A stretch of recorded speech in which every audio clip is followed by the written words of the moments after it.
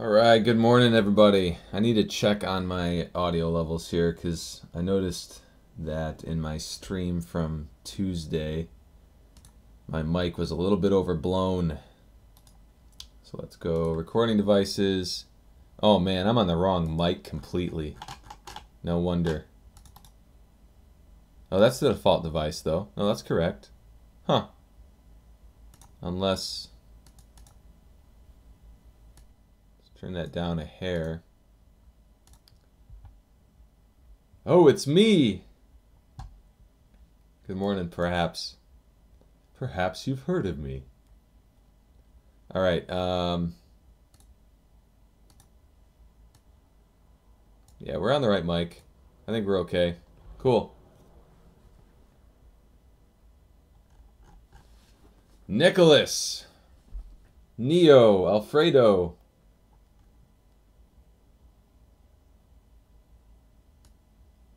I am good.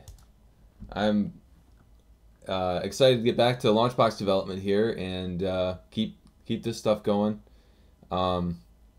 Music Box has gone really well. The launch for that's gone really well, so I'm excited about that too. So we're doing good.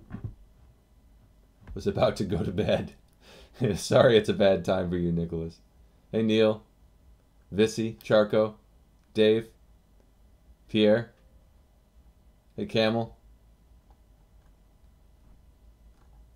K-Money. Yeah, I got you, Nicholas. Hey, Alfred.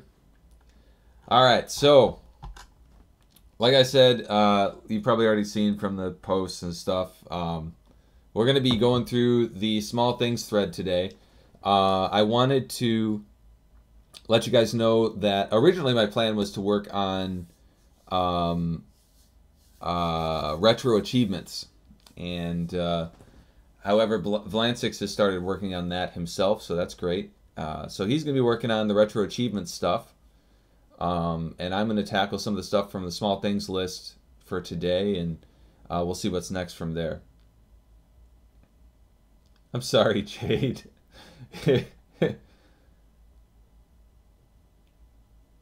Yeah, I hear you, Nicholas. The two, as far as I'm concerned, the biggest priorities right now are getting the genre view and the album view going, and obviously, I mean, that's just, there's no question. And so I actually have the genre view going from my development from yesterday, but I need a good source for images for that. I need genre images, and I'm not sure where I'm going to get them.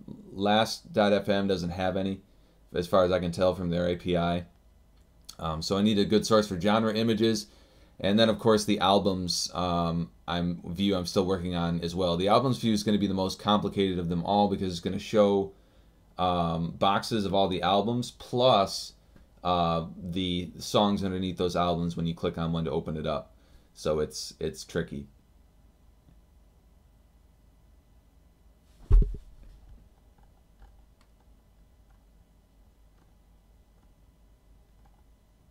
Hey, Pure Luck.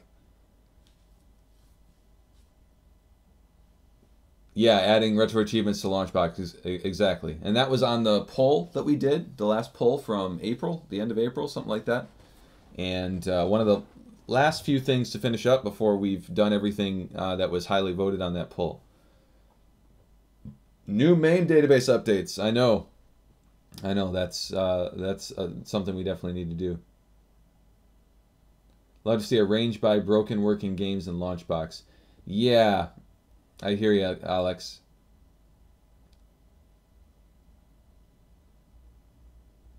Yes, Charco, that is the plan. For retro achievements, basically, you're going to plug in your retroachievements.org. We are connecting to retroachievements.org. We're not building our own separate retro achievement system. That would be silly. We're plugging into directly to retroachievements.org, and so if you use their emulators that support retro achievements, the information will be pulled from their API into LaunchBox so you can view your achievements from within LaunchBox. That is the objective. Good to see you too, Jade. Hey, Echo Shard. I always want to say it echoes hard. I don't know. I still do that. Hey, Quad.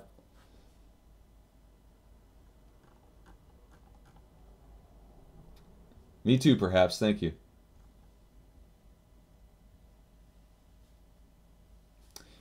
It might. I'm not sure about that, Charco. I'm not sure how that is all going to work yet. We'll see.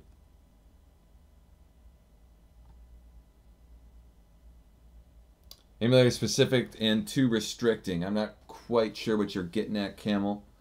But we're not going to build our own. I mean, yeah, the retro achievement system will be restricted to whatever retroachievements.org currently has going. If we built our own retro achievement system, well, first of all, we'd be freaking crazy because that's just a waste of time and reinventing the wheel. And secondly, it would take us ages.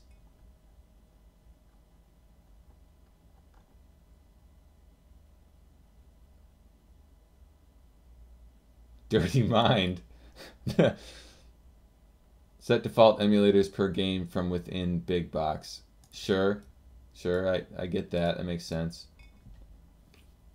Hey, Zamly. Does it have to be their emulators will also support the RetroArch cores that have Retro Achievements integration?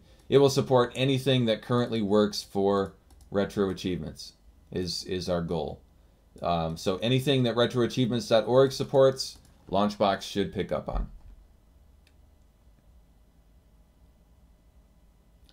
Zantari, thank you. Is there a way to tell why media is not found for a particular game when you think it's named properly and should have found something?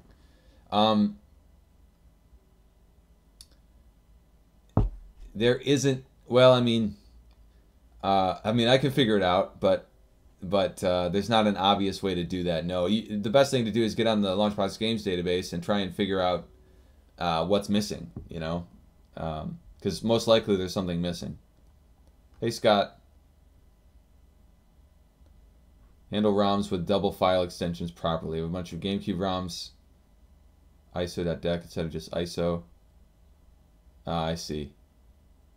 Interesting.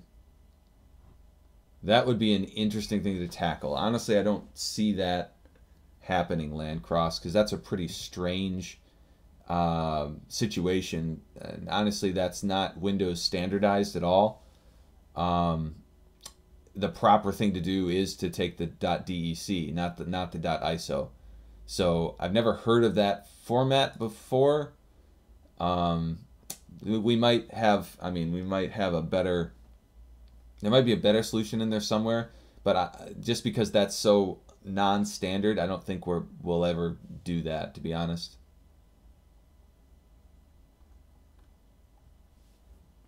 Does Music Box really need genre images?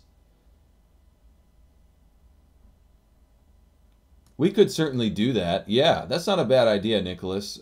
Just show an artist image for a genre. That's not a bad idea at all.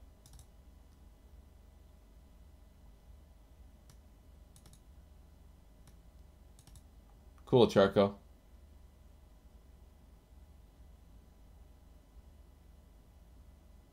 Appreciate that, Nicholas.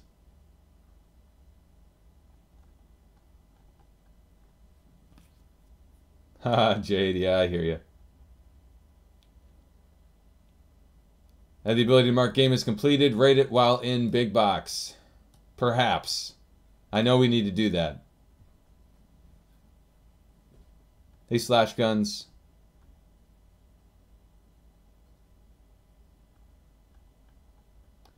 Here's the thing, Camel. There's no way in God's green earth that we are ever going to recode a bunch of emulators to add retro achievement support. It's just not possible for us. So we cope with retroachievements.org and what they currently have and allow them to grow and encourage them to grow, or we do nothing. That's what we got. The reason why we're doing it to begin with is because retroachievements.org has made such awesome progress. So complaining that the best emulators aren't supported, unfortunately, doesn't do anybody any good. Any good? Any good?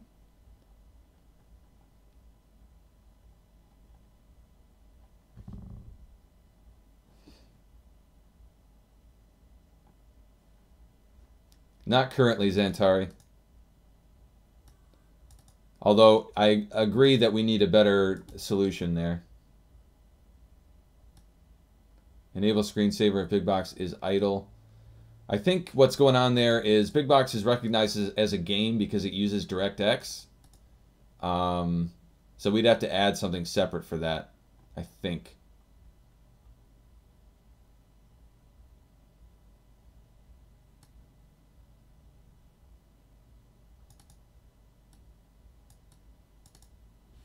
Thing is, the LaunchBox adds ISO to the game title, and thus it recognizes very few games, which is pretty annoying. You can, well, I mean, it would be a pain, but you can edit the game titles when you do the imports. So you're going to have to go through them manually at the end of the import process. But you can remove that ISO from the end. But I get you there. That makes sense. So there is a solution, although I understand it's not the best solution. The thing is, yeah, so we could search for a double extension and remove both. I get what you're saying now there. Probably not a priority for the moment development-wise, but yes, that's something we can certainly do. You can put a Bitbucket ticket in there for that one.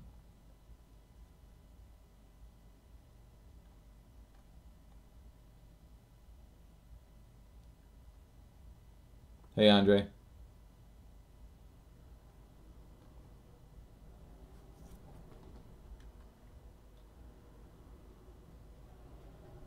Sure. So basically, when you're playing games through retro achievements, when you're using an emulator that supports retro achievements, you already get a pop-up. Retroachievements.org already handles that.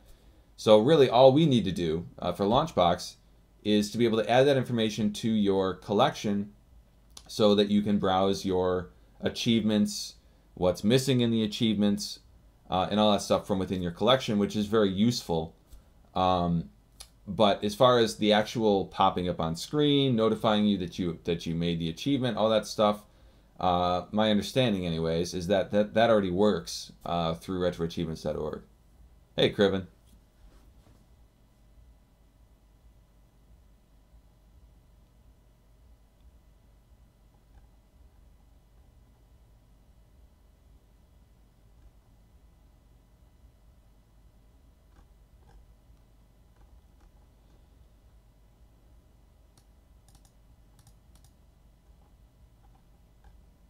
Well, what is going on here, Camel? What's the problem?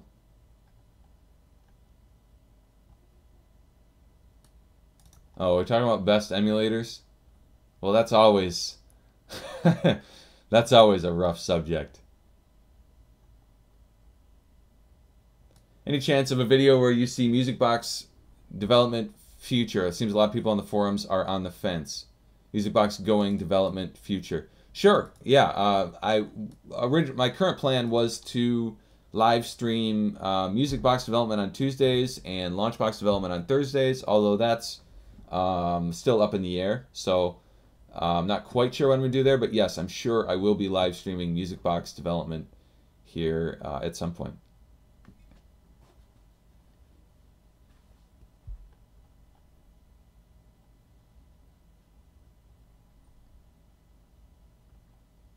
Archaz, yeah.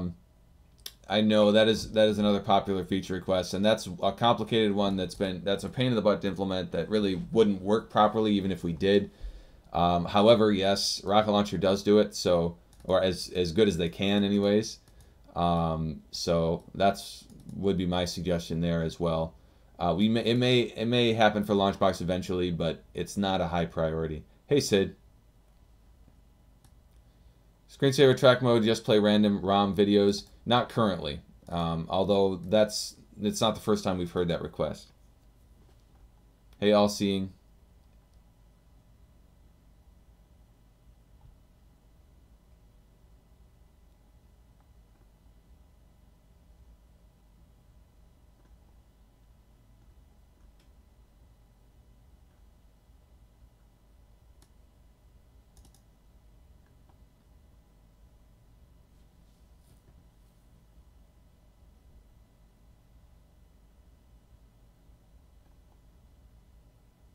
So marquee on a second monitor works, but can we have more control over it? Add flyers or change the position.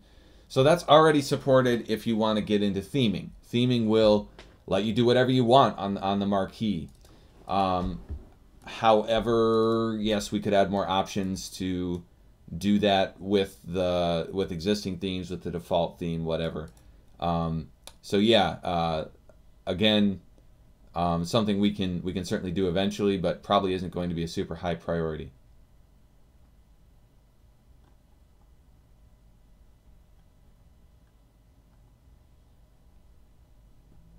The coin voice command. Thank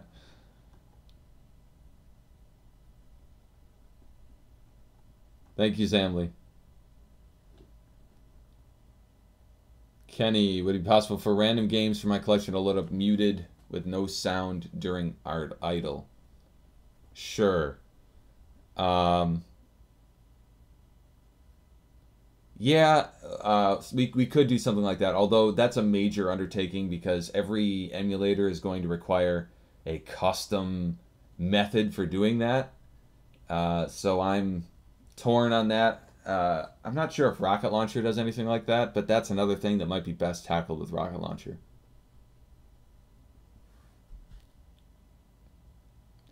Well, thank you, perhaps. Thank you very much. I'm just responding to people's comments, Kriven, but we are going to get into the small things list here shortly from the forums.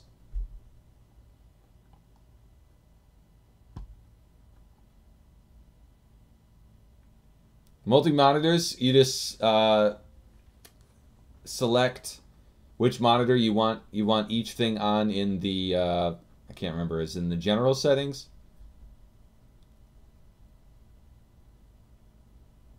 Yeah, I've never heard of there being any issues with that feature. Recently, anyways. Hey, Scott. We're going to tackle some things from the small things list. I'll take a look at it in a second here.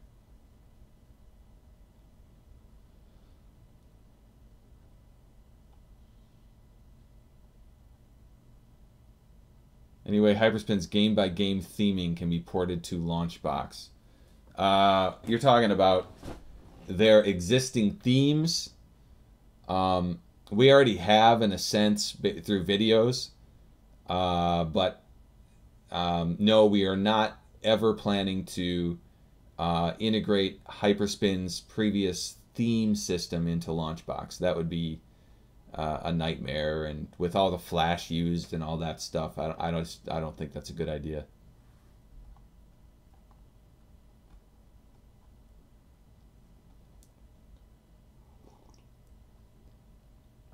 Yes, agreed, Landcross. Forcing a particular aspect ratio is actually a really good idea, and especially for theme creators, I think that would be that's an excellent idea.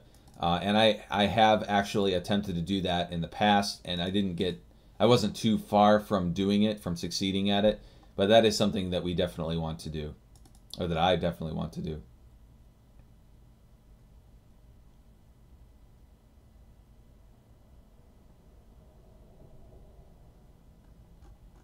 Will I be at Retropalooza in Arlington next week? Sadly, I won't. I wish I was going to be there, but it just didn't work out for me to get out to Texas this year. So, unfortunately, no.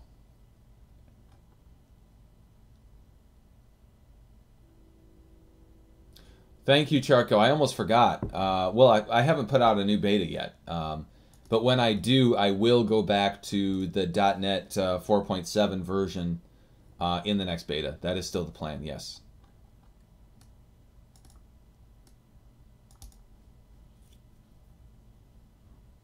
We use those game-specific Hyperspin themes in the way of videos specific games. Yeah, 2 specific games. Yes, Tyler. There's well, basically, if you have an EMU Movies account, you can download the recorded Hyperspin themes.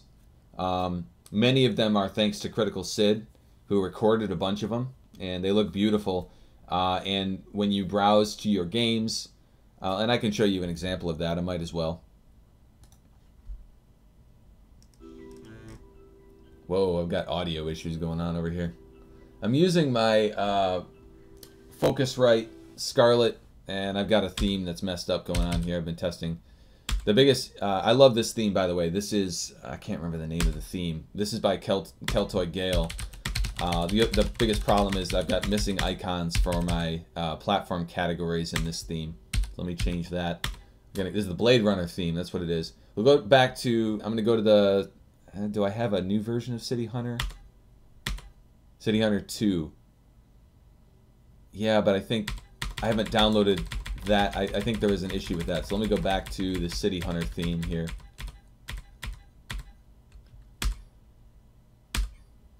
Okay, and we'll go change the view. Let me get what I want. There we go. And I'm going to go into Arcade and just go to the regular Arcade platform.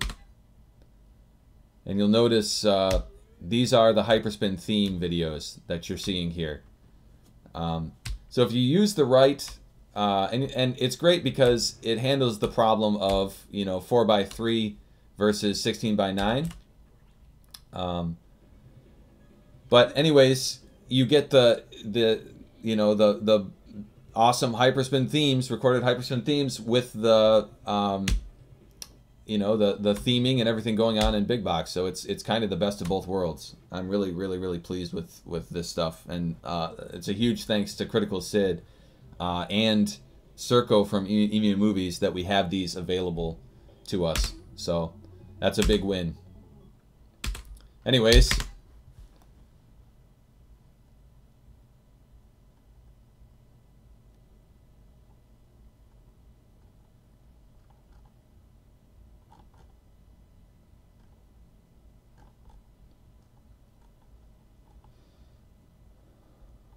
Okay.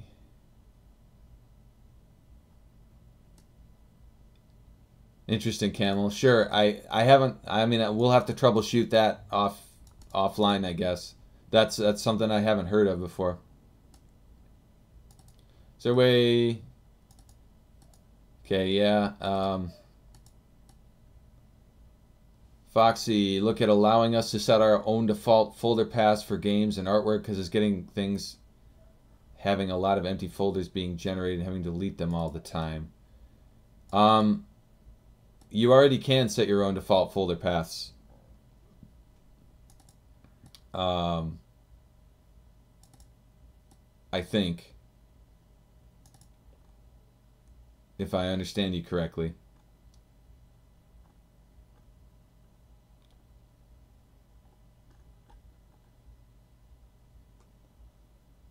Thank you, Kenobi.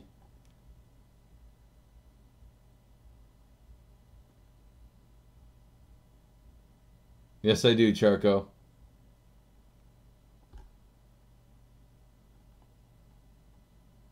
I wasn't born when Blade Runner came out.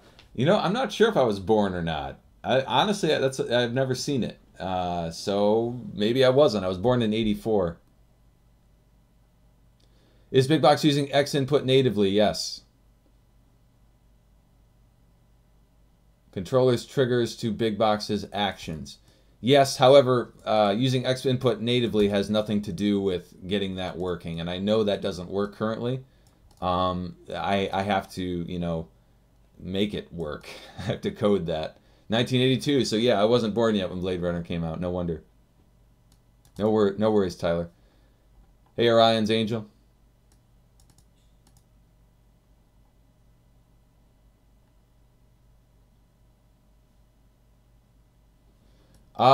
K-Money, yeah, I'm with you there. We will get there soon. However, I did promise I don't want to change what I'm doing on the stream today because, I would go back on my word. LaunchBox run well off an external hard drive at 3.0. It should run fine. It's not going to run as good if it's local, though. If it's, on a local SSD. So, do I recommend it? No. Does it work? Yes. It's just not going to be as fast. Yeah, we're doing LaunchBox today, Stifless. Yes.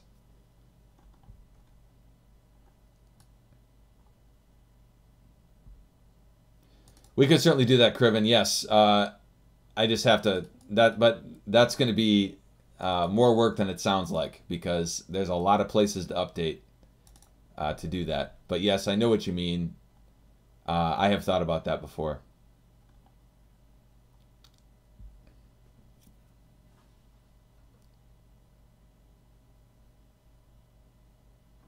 I haven't, Alfredo, but yeah, I can do that. I'll check the forums.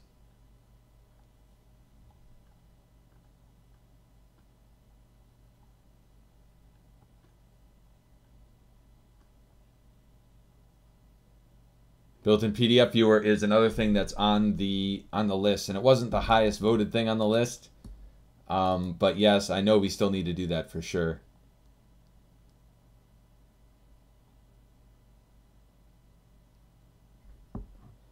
Relocate the videos folder to another drive. Yes, but you're probably going to need to do some searching and replacing in the XML files to make it easy. Otherwise, it's going to be kind of a nightmare. No worries, Easy Cheese. Thanks for being here. You guys.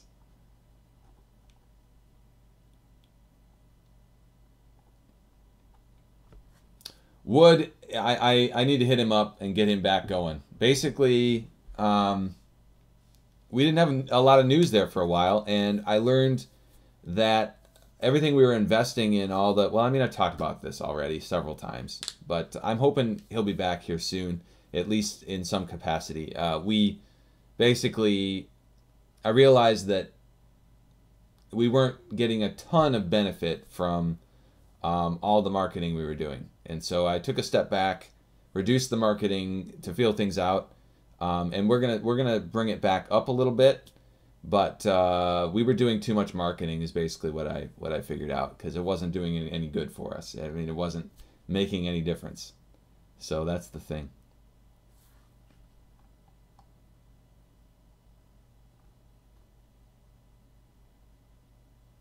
LaunchBox navigation via Amazon Echo. Probably not, honestly, Dave. I just don't see that widely adopted enough to focus on. Hey, Nai. Sure, John. Yep.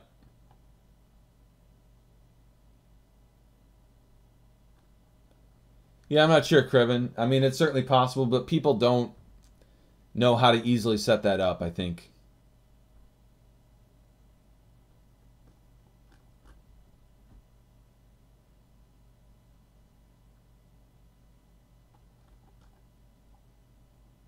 I get you, Foxy. Yeah, that's another, that is on the list as well. Good morning, Pac-Man. Hey, Wobbly.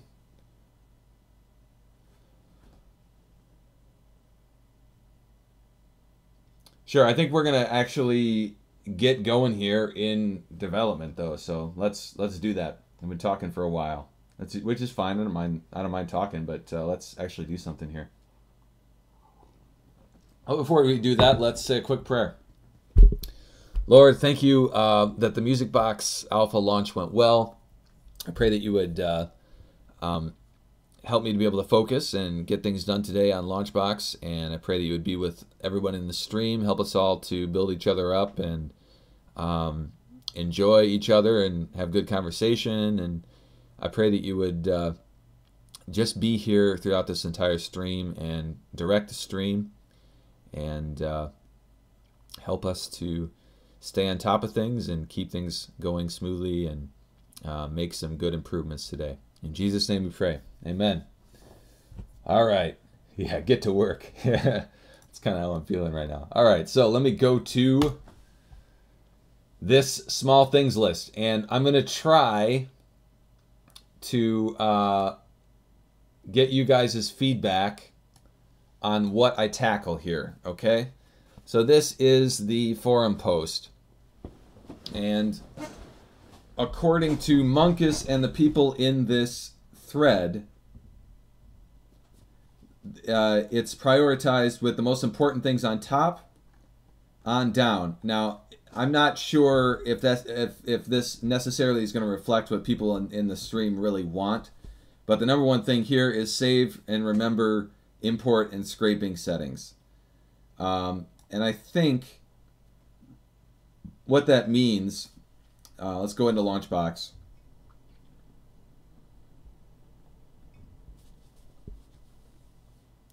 For example, so when we import, I need to grab something and drag it in is what I need to do.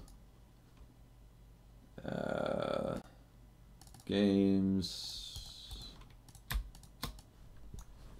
Doesn't matter. So, I mean, you select your stuff. And then you have all these, I mean, you can't really make this a default, but we can have a default here on those checkboxes. We can have defaults as far as what to download and EMI movies, and we can have defaults as far as the advanced checkboxes as well. So what do you guys think? Is that worth tackling? It's probably going to take me, well, I mean, it's easy, but it is going to take me some time. So it might take, you know, an hour to implement that, something like that. Or more, I'm not sure. And then this. So is that something you guys want? Is that something worth tackling now?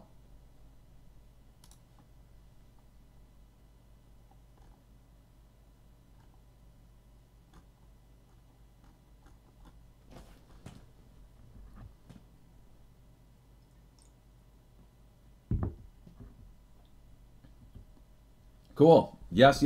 So let's do it. So as far as the best way to do this, we're going to need a bunch of different settings.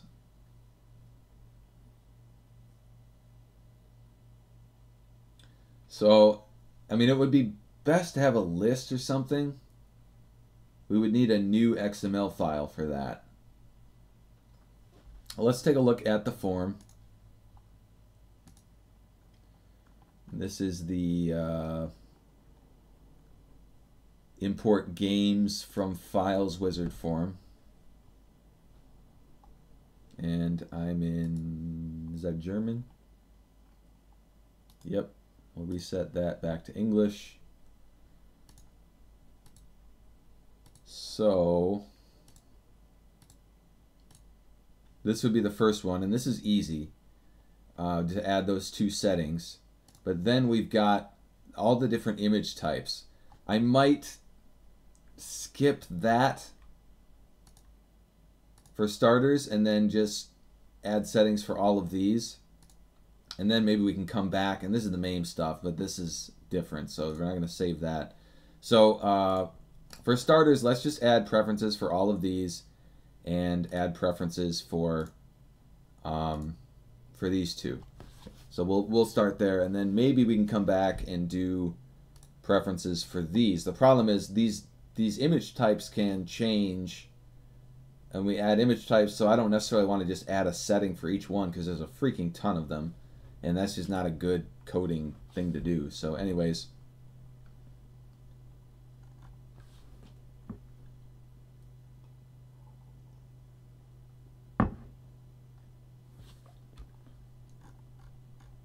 all right, so we're going to go to data settings, and we need to add a setting for every single one of these. So like I said, I mean, this is going to be, it's not going to be the most interesting thing to watch. It's super easy to do, but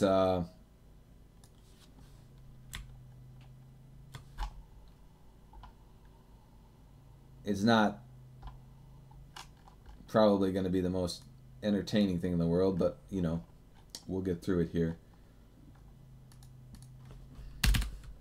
This is the settings file. So I've got a bunch of these properties to add. Public bool. What do we call this stuff? This is search for game information from LaunchBox Games database. Import last search games database. Get and set Public bool import last search Wikipedia. Get set. And then let's go on over to here.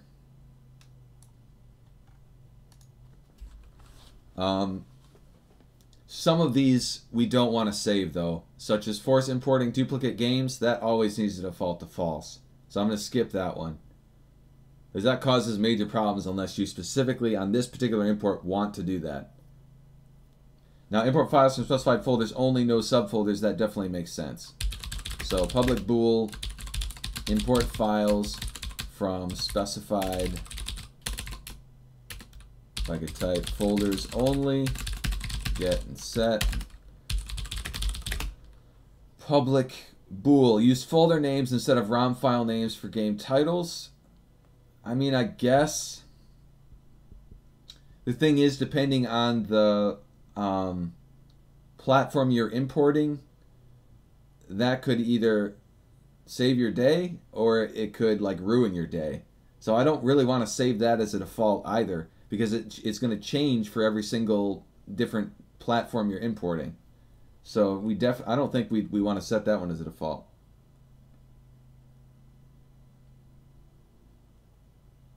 We want to also copy and move all files with the same name. That's definitely one we want to have a default for.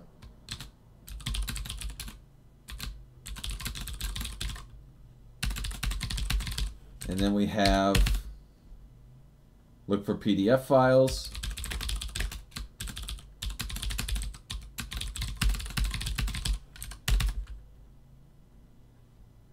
Combine ROMs. Oh, I'm changing my. I need to import last. I don't like import last. What do we call this? I want them all to start with the same thing. Import default. That works. Import default.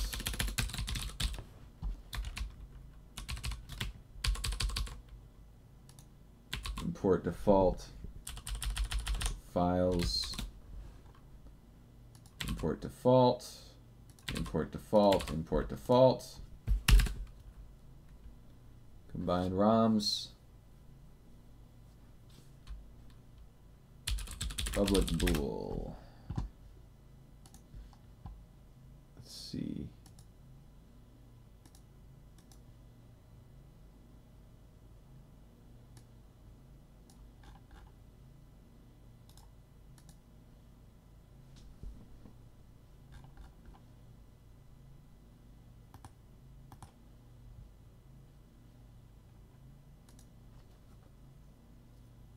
Okay, rename game folders using title and year. That's only if you're moving, but we can still set that as a preference. Public bool, import default, rename game folders. Look for and use DOSBox.conf files for DOSBox configurations. That's fine. That's only going to show up if it's relevant. Public bool, look for DOSBox conf files, get and set. Look for and use game setup files. Public bool, look for and use game setup files. Oh, that's for DOSBox imports. That's fine. Look for game setup files. Automatically mount. Public bool. I keep forgetting my import default.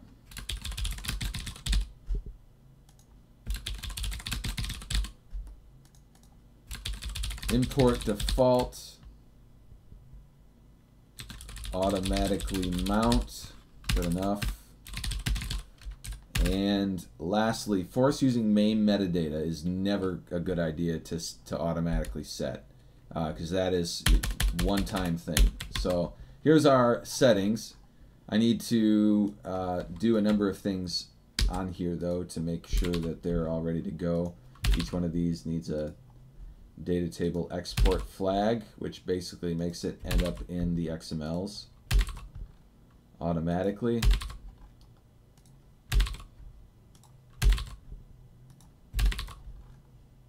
Okay, and then each one of these I need to go through and to property with backing field them.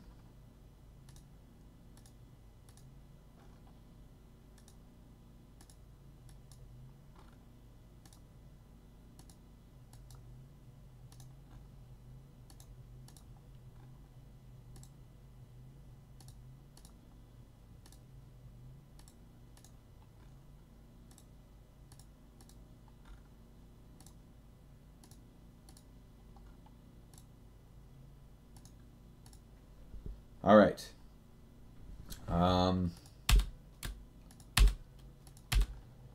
And then lastly, I need to add a line to note that the settings have changed when the setter is used. And that'll be our settings. Okay, we just need this line here in all the setters.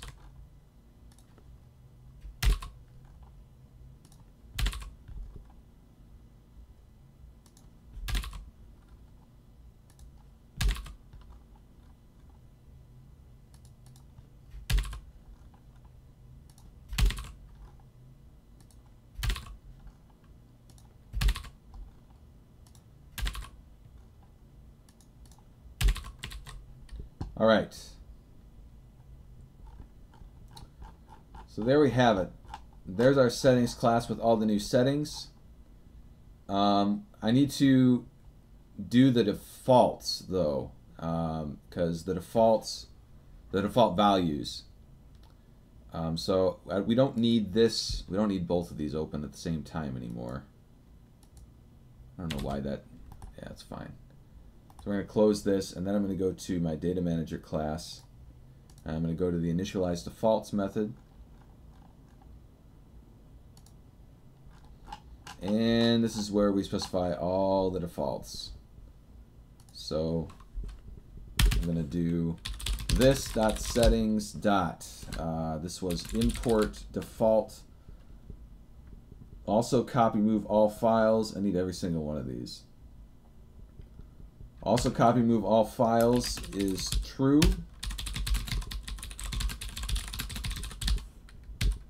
Automatically mount is true. Combine ROMs is true.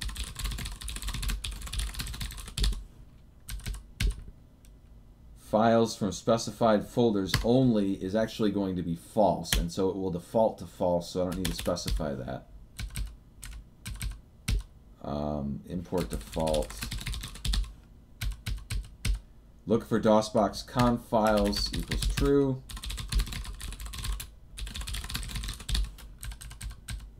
Look for game setup files. I'm going to say is true as well. I gotta look for PDF files is true.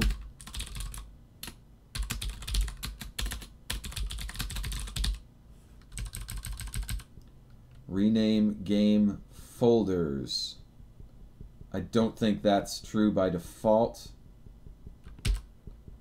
Search games database definitely needs to be true.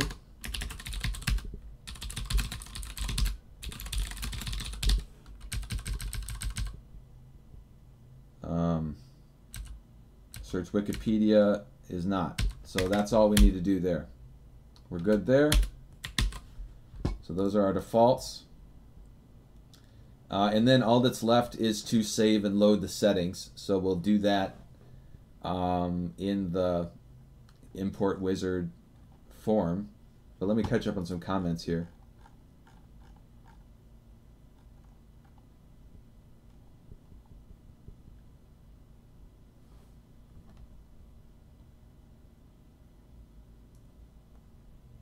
Sure, if you guys want me to do image types after I get this done, I'll do that. I think I'm going to be done with this in probably 15-20 minutes. So we can certainly do that next.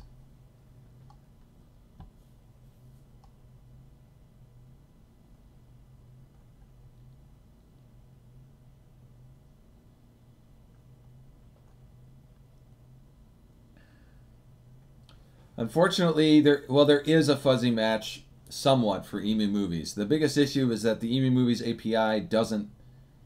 The fuzzy matching just isn't as good as the LaunchBox stuff in their API. I got a phone call. Who's calling me here?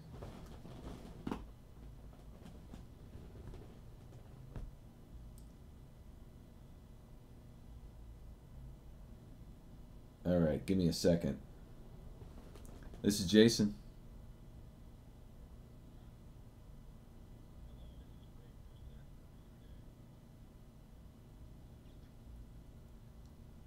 Hello, this is Ray Crusette. How are you today?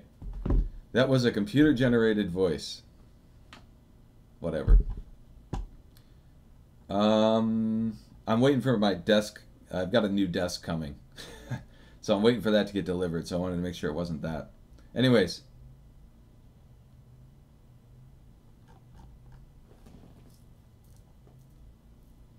Pac-Man, just curious, when are you planning to resume tackling items from the poll? Honestly, Pac-Man, we have already resumed tackling items from the poll because Vlansix is currently working on the retro achievement stuff.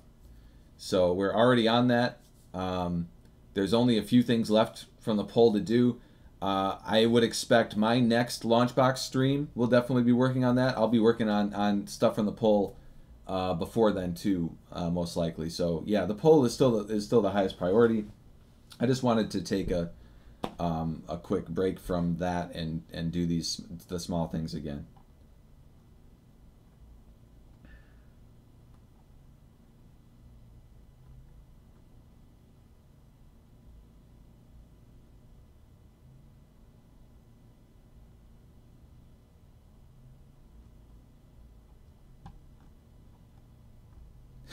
Hey, Keltoy.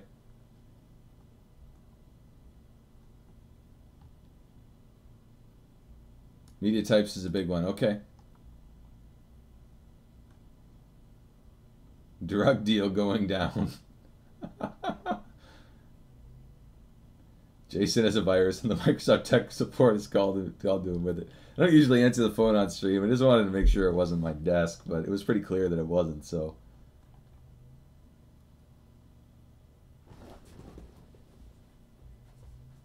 Like watching Bob Ross. That's hilarious.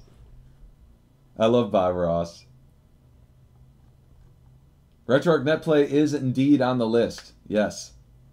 And that is the second highest thing that's yet to do. So hopefully that doesn't give us too much trouble because we haven't really looked into that yet. We haven't done anything on that. But in theory, we should be able to do that, and that'll be a big one. Oh, goodness. That's awful. Hey, Nilk. All right, so let's get back to... we need forms, and... Oh, this is the wrong project. We got to go to here, import games from files, wizard form. Go to the code. And actually...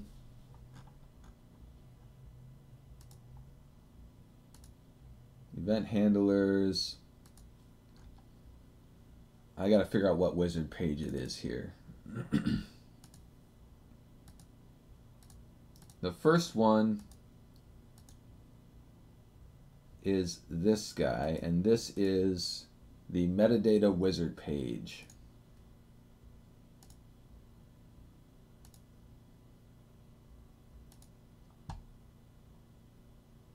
Am I missing it? I guess not. There might not be any code in there yet for that. Metadata wizard page. Yeah, there's nothing there. So let's go ahead and add a method for that. So this, we need an event. Oh, what's the stupid event called? Let's go.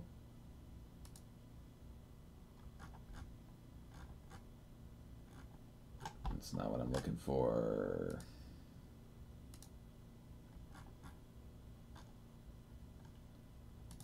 It's going to be easier probably. Initialize. Options wizard page initialize is an example. So Need the initialize event on this guy.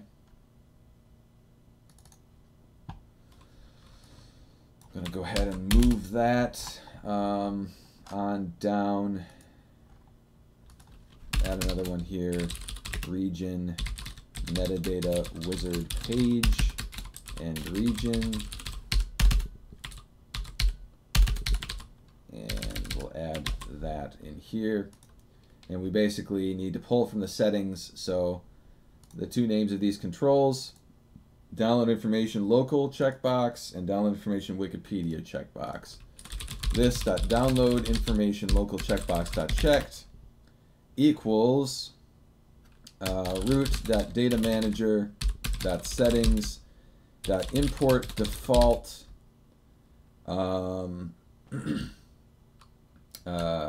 games search games database. This download information Wikipedia checkbox.checked equals root.data-manager.settings.import default search Wikipedia. All right, so that handles loading those two particular settings, but not saving them yet. We'll get there.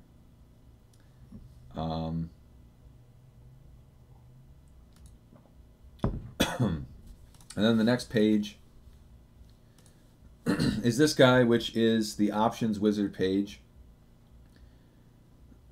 we already have initialize on this.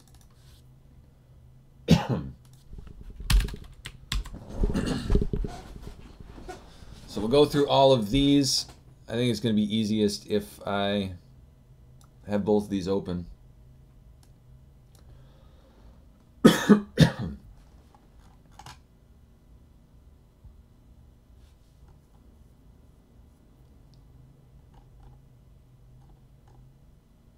Catching up on comments here.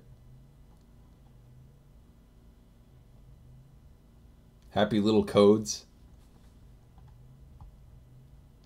Yeah, K-Money, the new desk thing, man. I have had an awful time finding good desks that don't cost me an arm and a leg. My biggest issue with desks is that I think keyboard trays are the bane of my existence. I hate them. They're not big enough.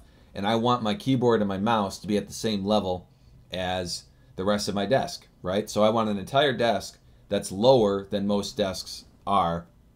And in the past, what I've been able to do is certain desks are made so that you can leave the feet off so that the whole desk is at that height. But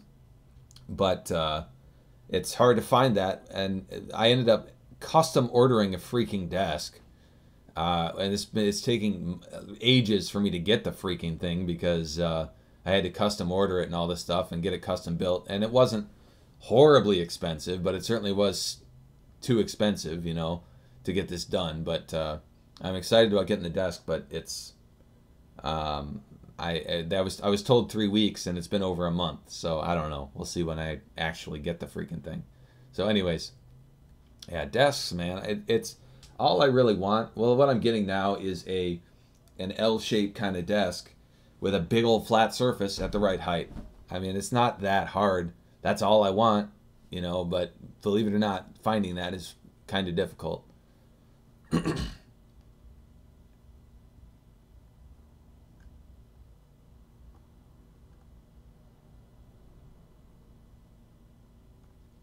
Will Vlansix ever stream? Yeah, we were talking about that. I hope so. I think so. I think we'll probably do that. Yeah.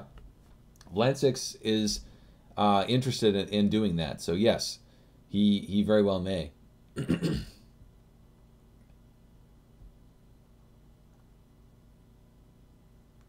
The sit-down desk, the auto raise into standing. I mean, that's something that you know might solve my problem, but I'm just not going to find one big enough for everything I want to do. Because over here, I've got my retro computer set up. Computers. I have 2 computers hooked up to a CRT over here on my right. I'm not sure if you guys can see that. Well, I might as well just show you guys briefly. It's a mess right now. But anyways, there's 2 computers there. One is a 486. Or actually, no, it's a Pentium 90. I have a 486, but it's not up there. or it's a Pentium 75, and the other one is a Pentium 3. So it works well for Windows 95, 98 gaming as well as DOS gaming on the Pentium 75. Anyways, so I've got that up over there, and so I need a lot of desk space, and then up over here I've got my big old tower and studio monitors and everything else. So.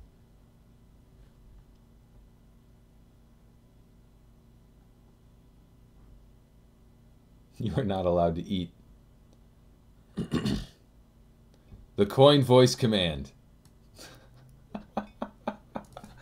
I hope so, Jade. I don't know. I feel like you'll never come back if I actually do it.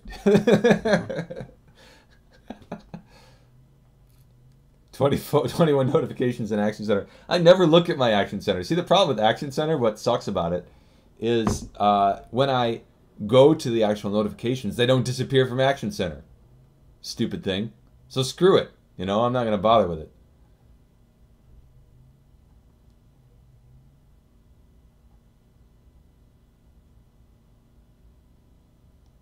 Yeah, I definitely came in. K-Money came in. K-Money.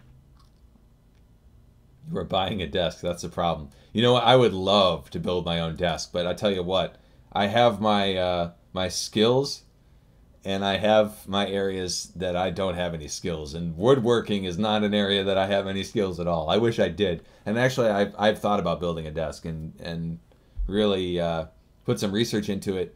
The fact of the matter is, I just need a friend who's good working with wood, and I don't really have one right now.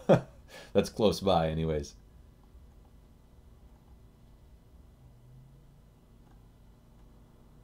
Yeah, I love sitting in a recliner. But my office chair is pretty freaking comfortable, so.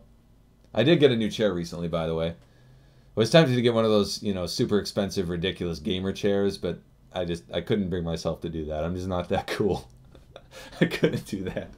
So it didn't work out.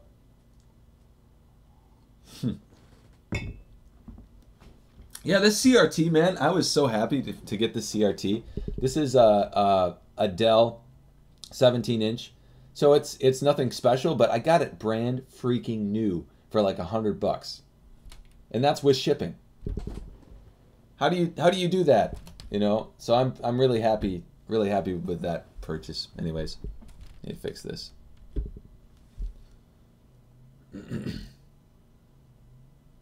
What's my electric bill look like?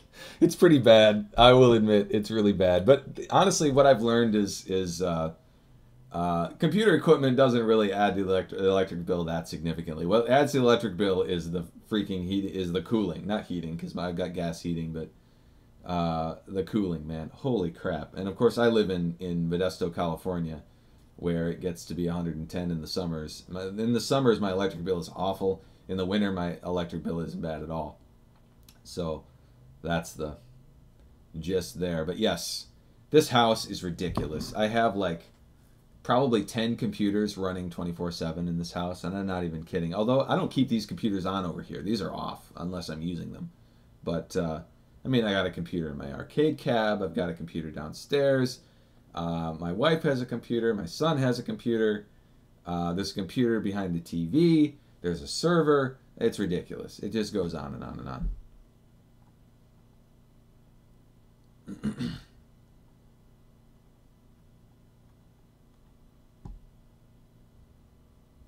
Jason woodworking stream. That'd be hilarious. You guys would see me fumble around like an idiot.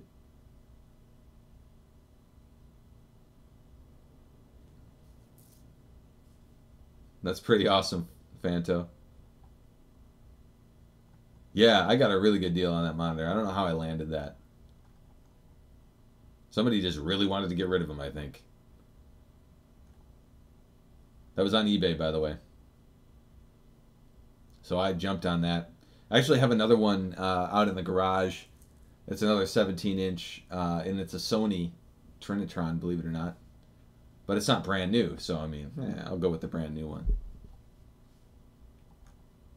I am not currently still moving. We had trouble finding what we wanted in a cheap enough price you know. So we kind of gave up on that. Although, you know, I'm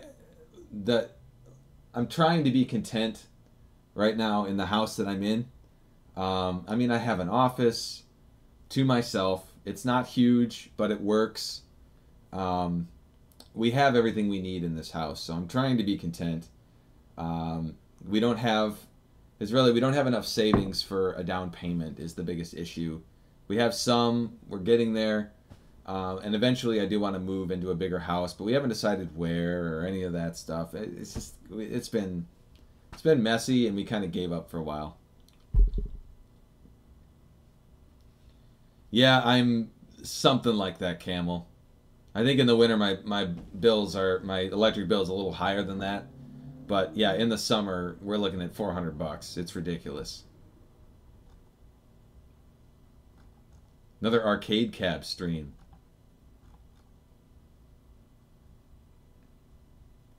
You mean with my arcade cab downstairs? Jason needs all his fingers for coding. Yes, I do. Yes, I do. Oh, yes, the Patreon. So, I'm torn on the Patreon. I'm going to be completely honest with you guys. Everybody who supports us on Patreon, I am so appreciative of. I love you guys so much. It's amazing. It's amazing. It's amazing. Amazing. You are so much appreciated. But I'm torn on it because I feel guilty. I've always felt guilty about the Patreon page because honestly, we are a business, right? And so accepting donations has always felt icky to me. I don't know if I'm wrong in that or not. I really don't know. We have a significant number of patrons. We've got like 20 of them.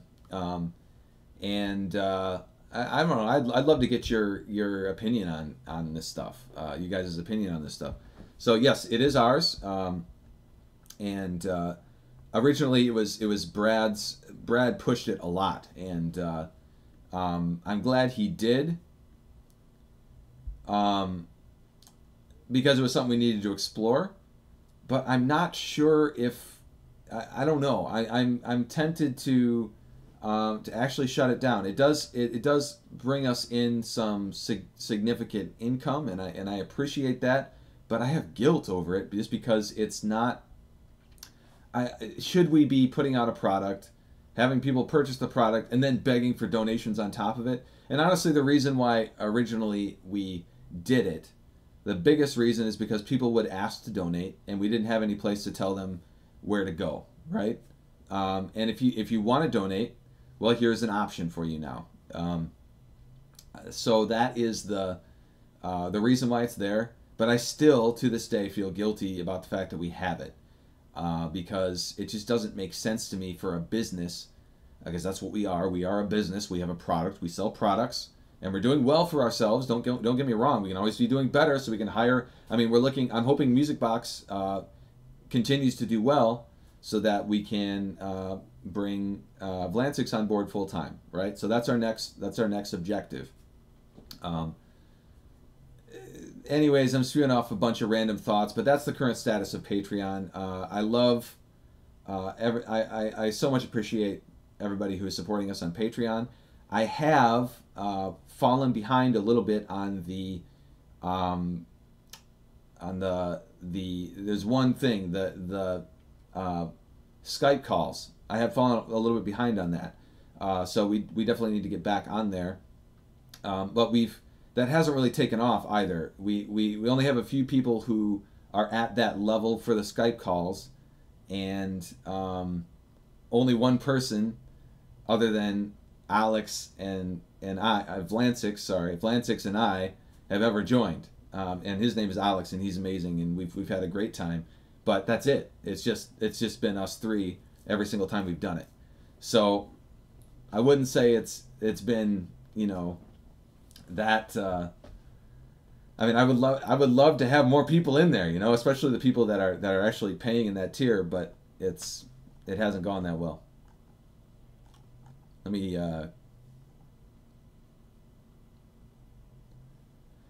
Nicholas, I have shown my cabinet briefly. Well, I'm not sure.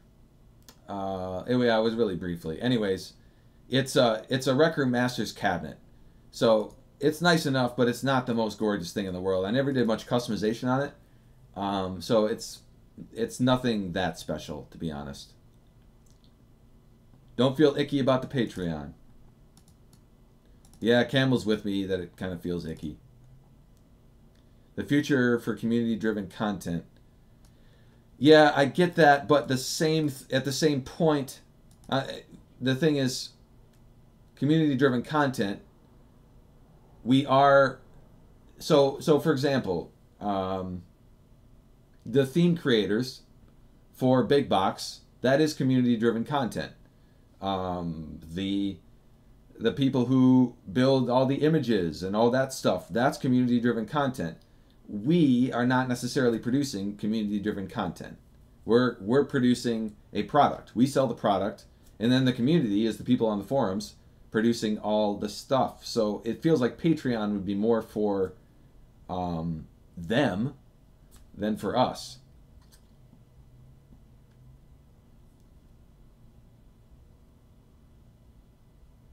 Hey, Ben, make that money. Cool, Alfredo. Sure. Well, I tell you what. Yeah, if there's interest there, then go for it, and we will definitely do a Skype call here soon. A slippery slope. What do you mean by that, Kiltoy?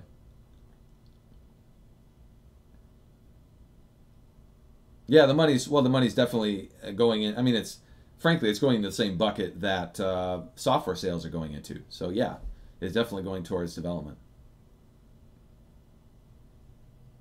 Sure, that is true. It's definitely people who want to do it, who are doing it willingly.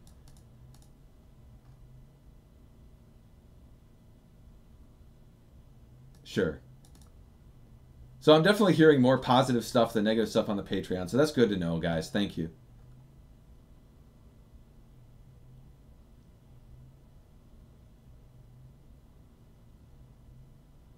Good to know.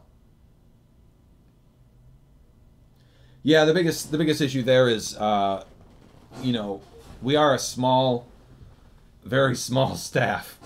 So I don't have anybody to manage sending out T-shirts and all that kind of stuff. And honestly, that's not something I really want to. I mean, it's something we could do. We could certainly do something like that. And it's not like it would be a lot of work. But yeah, the reward system needs tweaking yet. And something that I keep wanting to come back to over and over again. I would love a system so that everything was tied together, so that if you had bought a premium license, it showed on your forum account. If you contributed a bunch to the games database, it showed on your forum account. It showed on the games database. I wish everything was consolidated, but it's not currently, and it's a pain in the butt to do that. And I keep trying to do that, but keep getting distracted from it because it proves to be a bigger project than ever before, and that's not what people are most interested about, and so it just keeps getting pushed aside. Anyways, all the weed. Oh goodness. Hey Alex.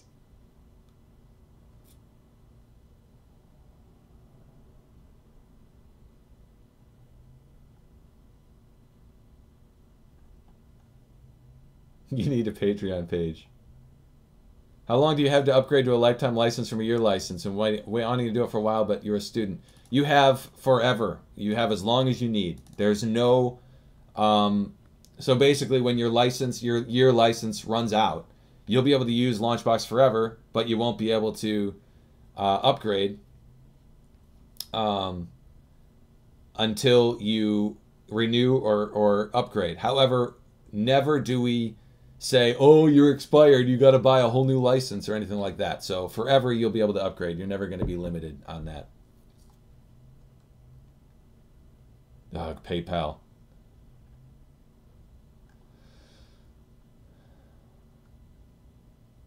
Yeah, we got kicked off PayPal for really stupid reasons because they're evil. Hey, CKP.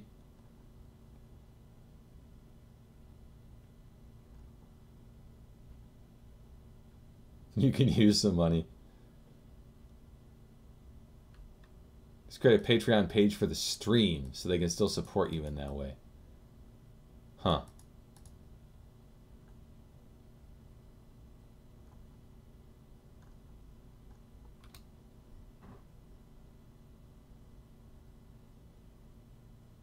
Donate on live streams on YouTube now. Yeah, I know you can.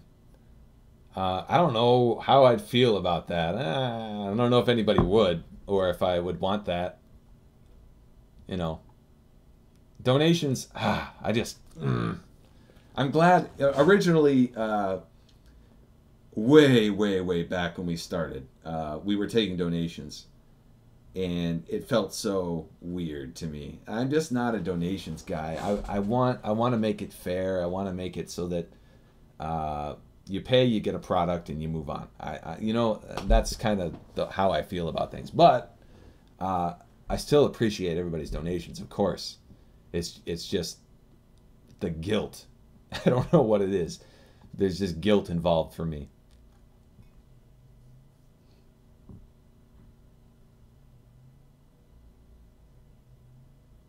User base tends to be very vocal, both positive and negative. That is true, Keltoy, yes.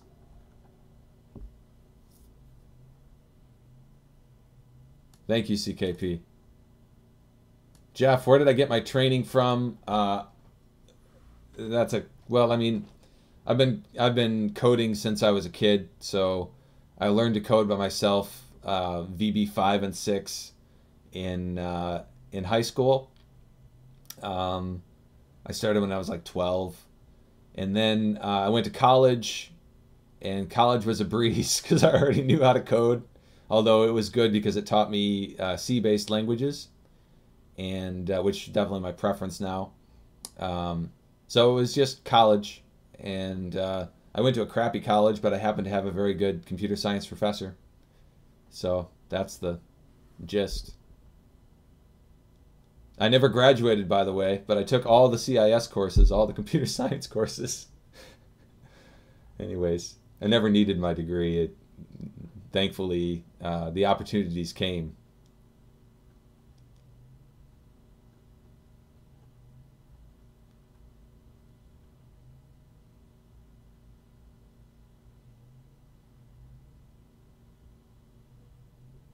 Thank you, Alex. Thank you, Keltoy. I appreciate that. I'm really proud of our licensing system. I'm really, really happy with it. I'm really proud of the fact that, you know, it's DRM free, and yet we've done a good job, for the most part, reducing piracy, despite the fact that it's DRM free.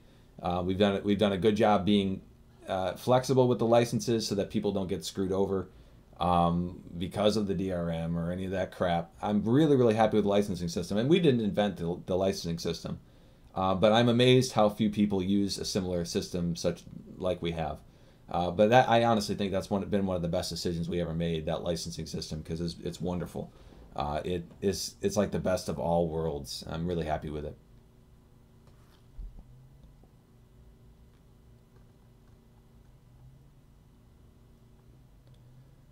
Well, thank you, Stifilus. Yesterday I was working on MusicBox all day, fixed a number of the bugs, and reduced the memory footprint significantly.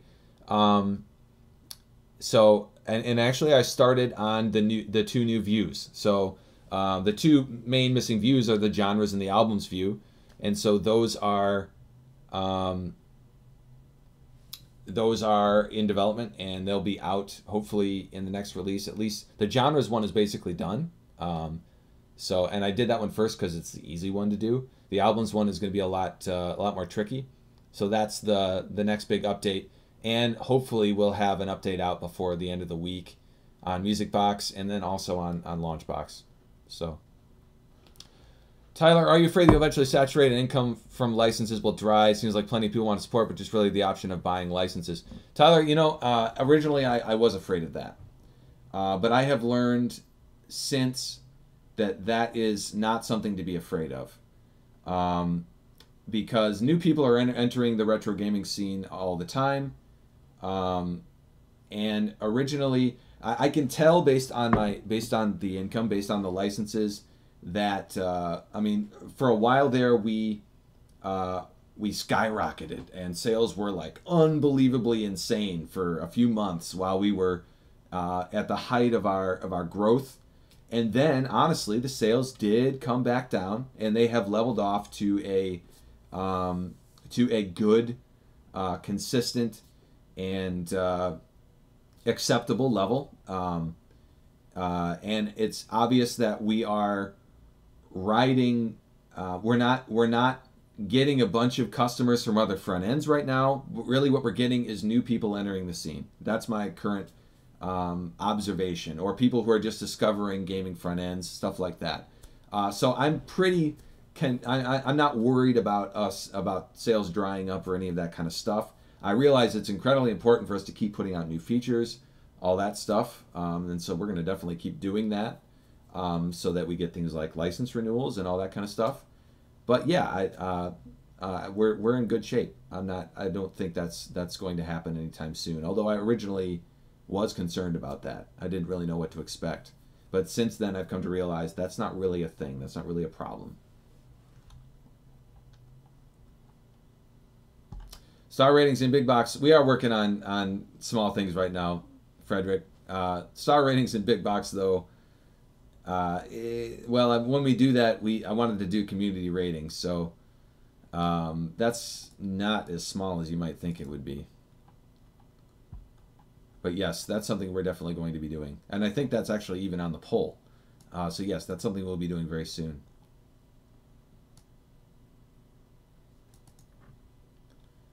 Oh man, a weekly Twitch streamer. Goodness. Well, you know, yeah, I don't know. I don't think that I would... I don't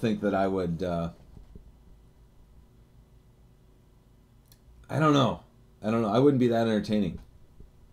Civilists, you're a religious guy. Churches get donations. They don't feel guilty, so why should you? And I give to churches. I don't feel... And I don't feel like churches should feel guilty. But again, churches, it's a pretty different thing here. Churches are benefiting the world. They give a good chunk of all the money they receive goes out to help people, to spread the word of the Lord, you know. And honestly, I find that to be a little bit more humble of a purpose than what we do. You know, we sell products. It's a little bit different. It's very, very different. There's a huge difference between what a church does as a non-profit organization and what we do. We are not a non-profit organization. Clearly, I mean, we sell products. Anyways, it's a very different situation.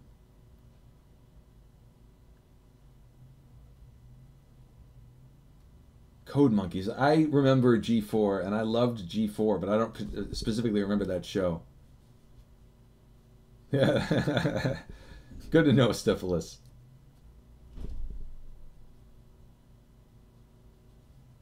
You like me way more now, CKP? What are you referring to? Thank you, Pedro.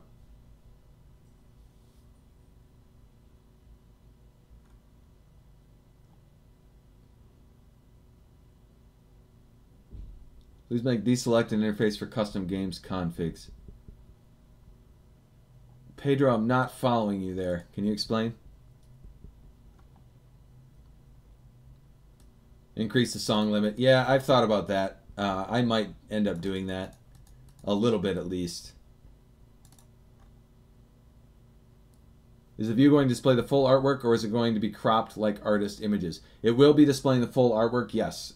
Basically, the plan, Criven, is to display the boxes of all your albums, and if you click on one, the songs are going to drop down underneath it. That's the goal. We definitely wouldn't be cropping the box artwork. I think that's just stupid. So yeah, the only reason why the artist images are displayed like they are is because they're artist images, and there's no good way to display them uniform way. You know what I mean?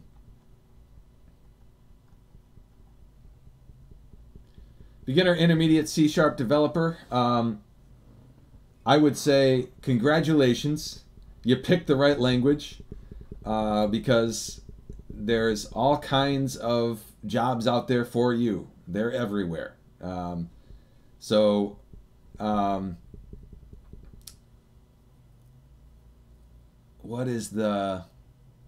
would I, well, I mean, if you're a beginner, it's different than if you're intermediate. If you're already developing, then just keep developing. You know, keep learning, keep growing, keep up to date, and move on up in the world. If you're a beginner and you're just learning how to do it, that's a different story. But I mean, as far as I'm concerned, if you're already a C# developer and you're already working, then you have conquered the world. You just keep doing what you're doing and things will go well for you.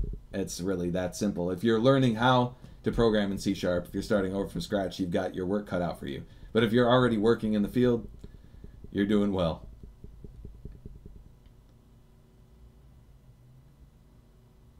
Yeah, that would be awesome, Alex. Absolutely. Always. Much appreciated. Thank you, Dave. LaunchBox is my religion. I sure hope not, man. I sure hope not. No, do not donate. Do not donate to me thinking that I am some sort of godlike figure, because let me tell you, I will disappoint you tremendously. Goodness. Well, there's no difference than that in, say Scientology, so there you go. Just kidding.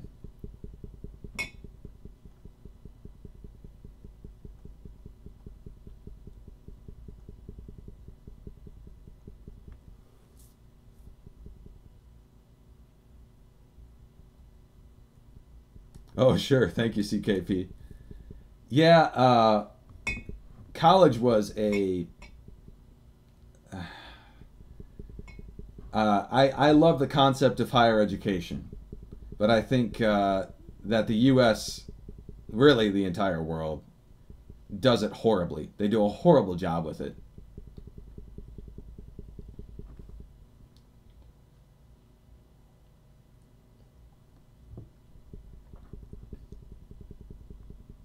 Patreon is like prostitution. Yeah, a little bit. I kind of agree with you there.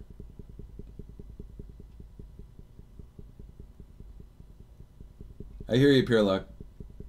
Okay, yeah. Well, I'll increase the song limit, guys. Sure. It's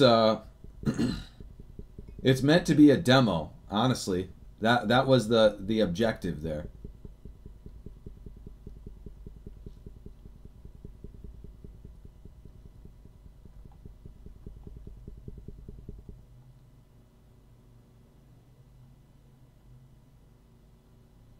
Custom artwork for playlists? Sure, yeah.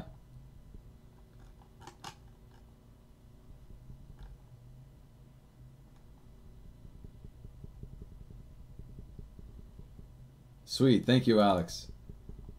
Consider making a cult. Music box albums that have more than one disc need to be grouped by the disc number tag. You're right, they do. They absolutely do. I've noticed that, Wobbly, yes. Parental controls in LaunchBox, I assume, in the near future. Those parental controls keep ending up on the poll, and they keep not getting voted on. So, yes, I hope so. That's still something I want myself. But I can't seem to get them to be highly voted on any poll. So we'll keep putting it on the poll, and hopefully eventually it'll get enough votes to actually be a priority. I'm a very naughty boy. Oh my goodness. Well, that's terrifying.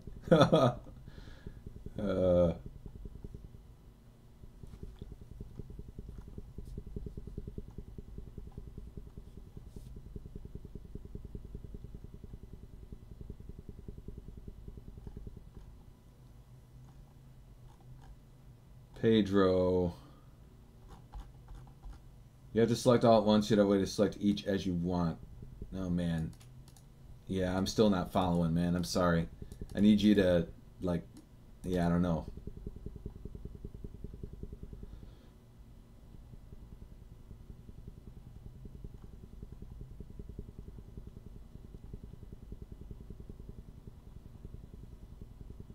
Yeah, we're working. I need to get back to work here, guys. We don't have a new poll yet, but we will. We still have like 3 things left to tackle from the poll. Pancakes or waffles? Dare I say neither, but pancakes. I'm not a big pancake or waffle guy. I'm a bacon guy. All right, anyways.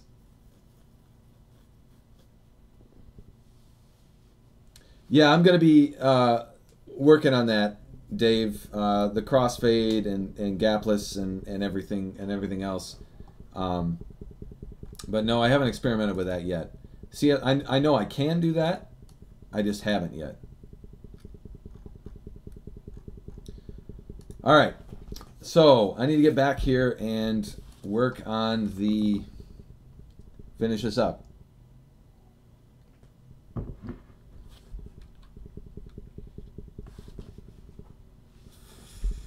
Force importing duplicate games, we didn't do.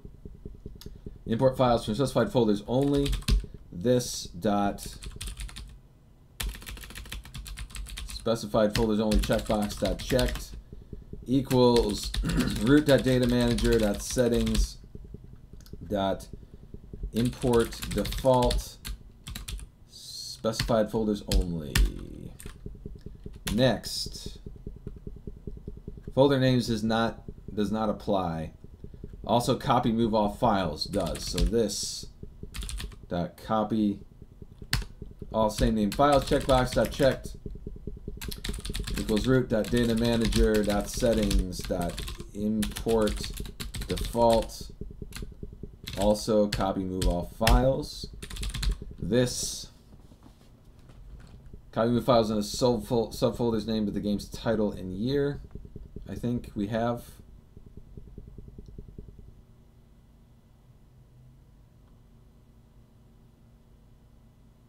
Did we do that one? Copy move files into subfolders named with the game's title and year. I think we did. Subfolders, yeah. Dot checked equals root.datamanager.settings. How do I do image? Import default.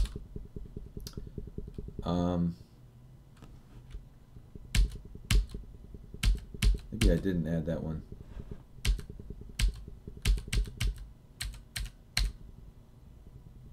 Yeah, for some reason I didn't add that one. I'm not sure that's necessary, so whatever. Look for PDF files is the next one.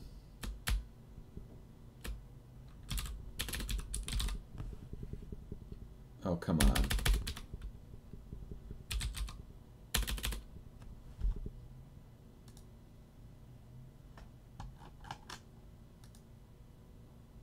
Oops. Manual, that's why. Checked equals root data manager settings PDF. This combine ROMs checkbox checked data manager settings import default combine ROMs. Okay, rename game folders. This dot rename game folders checked equals root data manager settings import default rename game folders. Look for and use DOSBox.conf files for DOSBox configurations. This dot conf.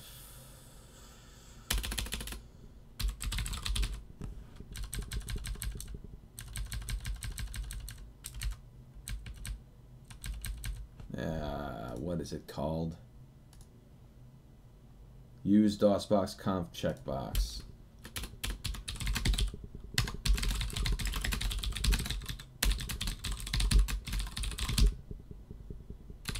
Import default.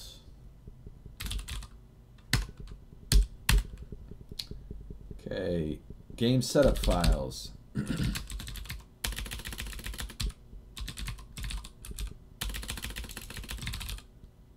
There it is.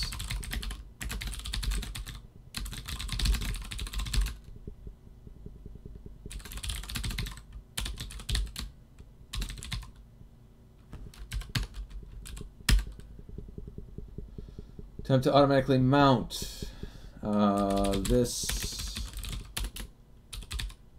mount checkbox. That checked. That is the right one, right? Yes. Root that data manager. That's settings. Got import default. Automatically mount. And that's it.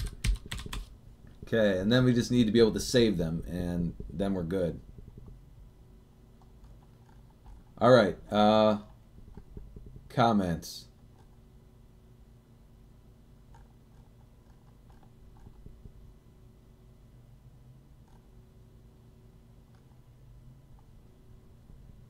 Option to limit what views are available when using a pin lock. Not bad. That's a good idea, Scott. Yeah, we should put in a Bitbucket ticket for that.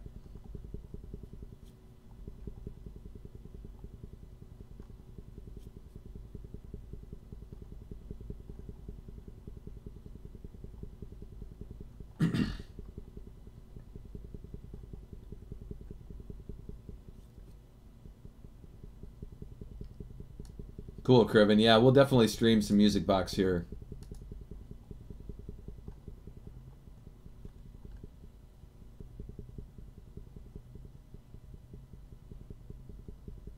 No, we don't yet, Neil. That's still on the list. That's on the small things list, actually. You think parental control sounds like a great idea? Well, hello, Amber.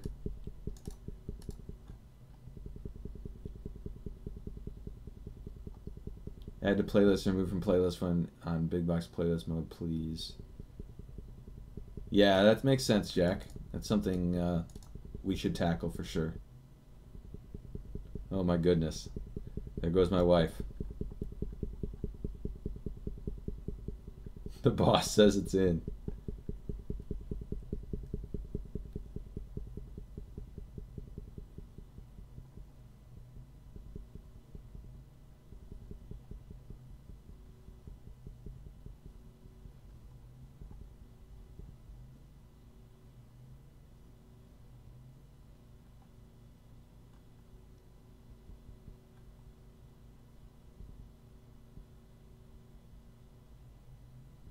Sure, Pedro. I'm sorry I'm not doing a good job following you. You can always send me a message on the forums or something in more detail. Oh, Monkus. Oh, very disappointed in me. Oh, it's me with the knocking sound. Sorry. I shake my legs sometimes and it ends up in the video. Sorry.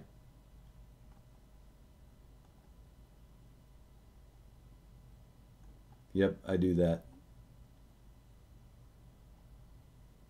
Is it true that Music Box will be abandoned if it doesn't do as well as expected? No, it will never be abandoned. I will not be abandoning Music Box. No, it will be completed. But I'm telling you, it's already doing as well as it needs to. There's no question at this point. It's going to continue.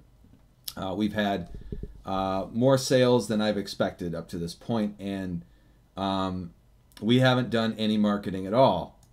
So on that note, it's obvious that Music Box is going to be a thing. It's going to continue. There's no way. The wife is always right, indeed.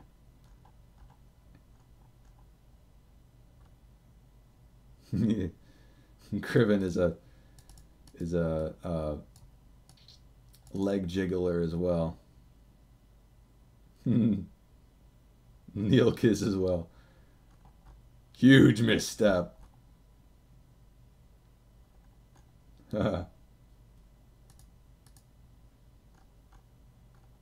Yeah, you know, honestly, you guys know I got a ton of negative feedback on the forums on Music Box, but the whole time, so I'm getting all this negative feedback, and then the whole time it's like, okay, but guess what, guys? It's working. I mean, it's like people get upset, and I get it. You know, here I am. People want me to devote my entire life to LaunchBox. I get that, and I love LaunchBox, and that is something that I would love to do. And I mean, I love doing it, but I also have other passions. You know, I love music, and this is something that I just was intrigued one day and wanted to build. So there it is. I'm certainly not going to abandon LaunchBox and Big Box. That would be incredibly stupid because it's huge, and it is my bread and butter. It's certainly still the priority because it is it's huge, and I love it, and I appreciate everybody. But yeah, with all the negative feedback we've been getting, we sure have been getting a lot of purchases, and plenty of people are using the app, so it's definitely not going anywhere, and I'm very, very pleased about that.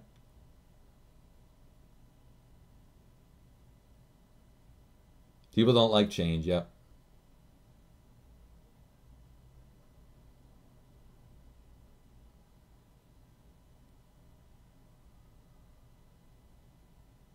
And Music Box isn't all polished yet. Agreed, it's really new.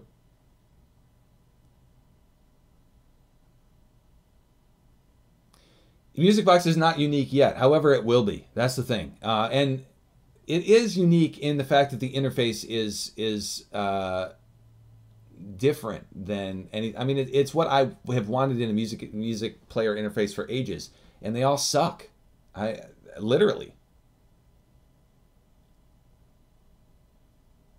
Yeah, I get you, Neil. And I perhaps did not handle that in the best ways. I learned a lot from this whole process for sure. But I knew going into it, I knew people are going to be upset about it going into it, because they always are. Anytime I suggest not working on LaunchBox and Big Box, people get all upset about it. And there's no way to get past that.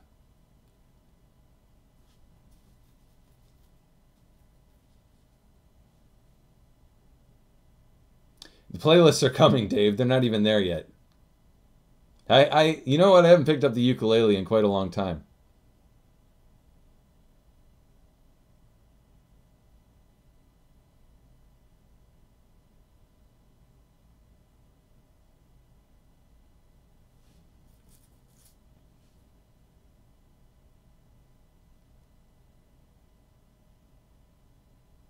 Cool, Pac-Man. Thank you. Ukulele practice live stream.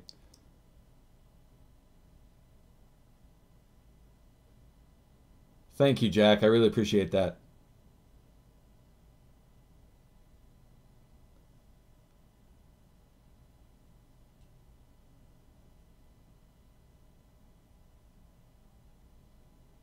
Well, we put out one video. I mean, that's what we did. There's certainly a lot more we could do marketing-wise. We really haven't done much other than that. We put out one video. There's no links anywhere. There's no link in LaunchBox. There's no link on the LaunchBox forums. There's a lot that I will be doing yet to promote MusicBox. You know, we're gonna even put a link in the app in LaunchBox and in the welcome screen, just like we did for Big Box. So yes, there's a lot of marketing to do yet that has not been done when it comes to it. We're not gonna like do any more annoying pop-ups than what we already have on the welcome screen, but I'm gonna certainly put it in the app, you know.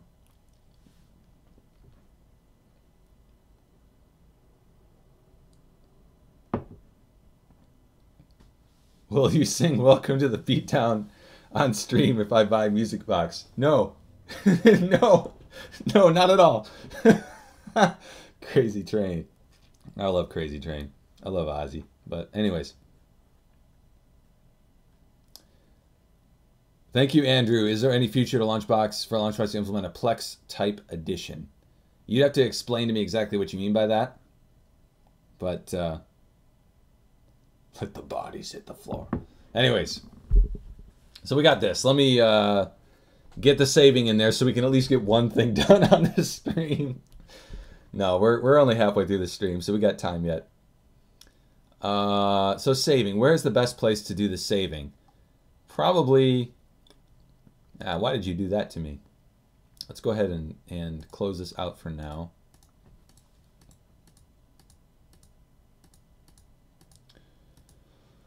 It's probably whenever we actually perform the import, which is on commit here. This is where we actually do our stuff.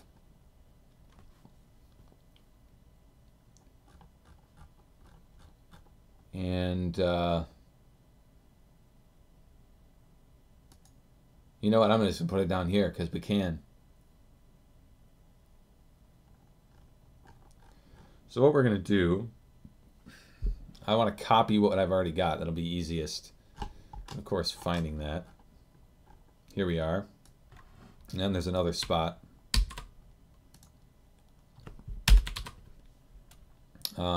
We just basically need to do the reverse.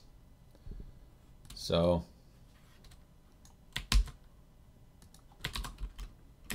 whoops.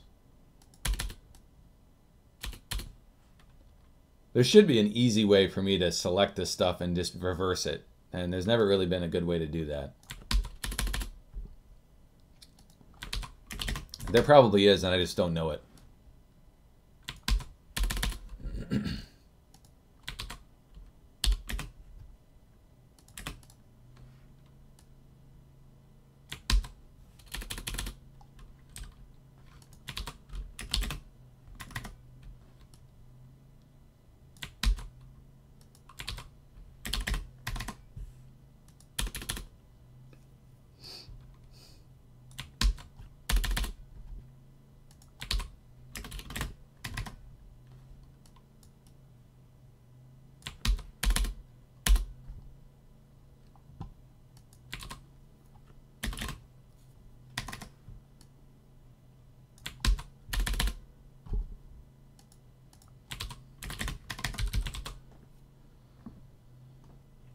Okay.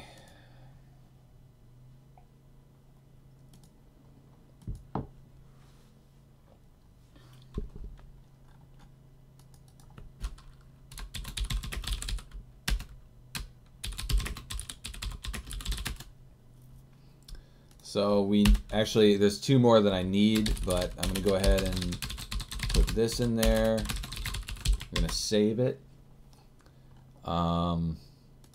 And then we got to go find the other two, which were on the metadata wizard page, and they're actually right here, so that's helpful. And we'll reverse these.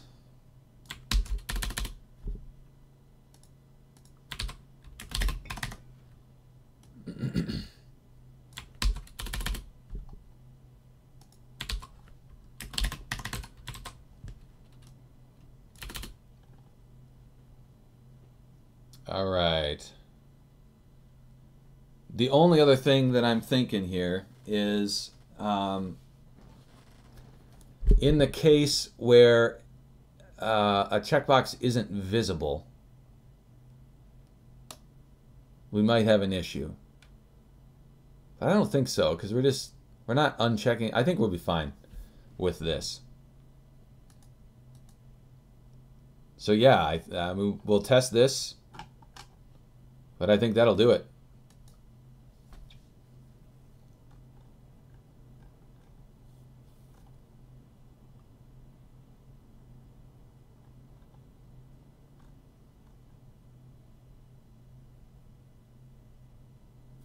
The DPI issues, I keep trying to tackle that and keep having issues with it, not having much luck. So yes, I do need to come back to that. But again, that's specifically with people using high DPIs,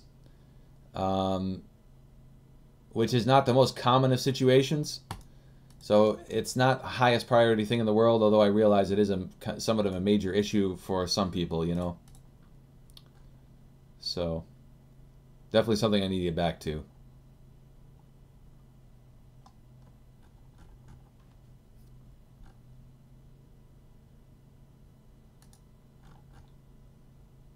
Cracked cold fusion. Haley. All right. So we're built. Let's go ahead and give it a test.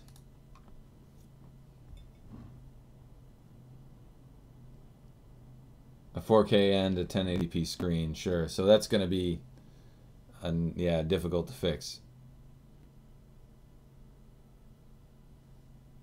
Cool, Phobos.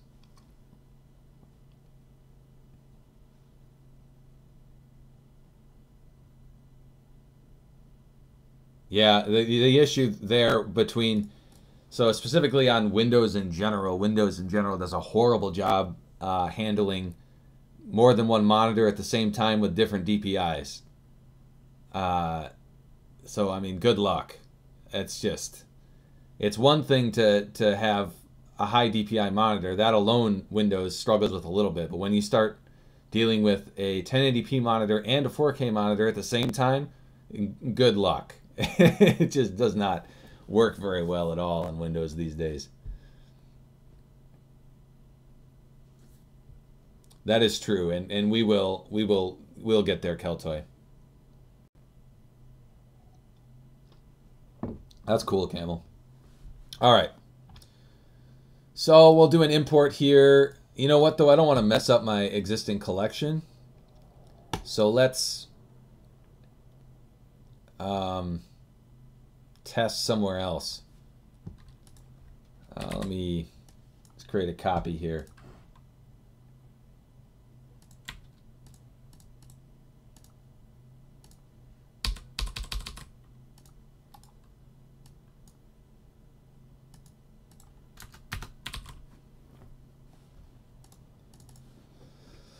Give this a run.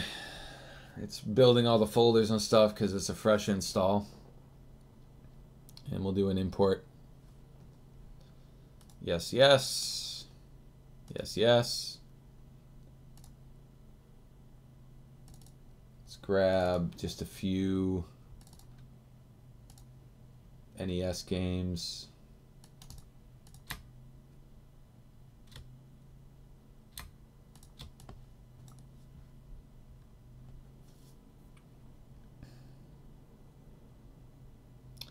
ROM files, NES. It really doesn't matter if I'm selecting all the right stuff here. Let's add an emulator. Nestopia is fine. Emulators. Do I even have Nestopia? I don't. Whatever. It doesn't freaking matter at all.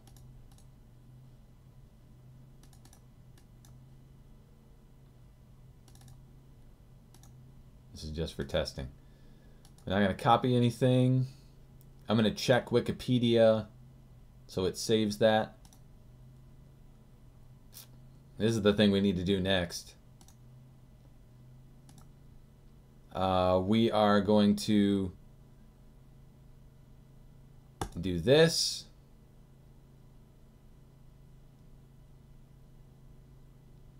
And this. And not look for PDF files and not combine ROMs. Oh, but we're using the folder name. We can't do that because then all the ROMs are named Nintendo Entertainment System. That's exactly what it's supposed to be doing, by the way. But, so we're not going to check that. There we go. Go ahead and finish. Run the import. I probably shouldn't have downloaded any images, because it's going to take a little while now, but whatever. We can probably cancel it. We don't need to do it.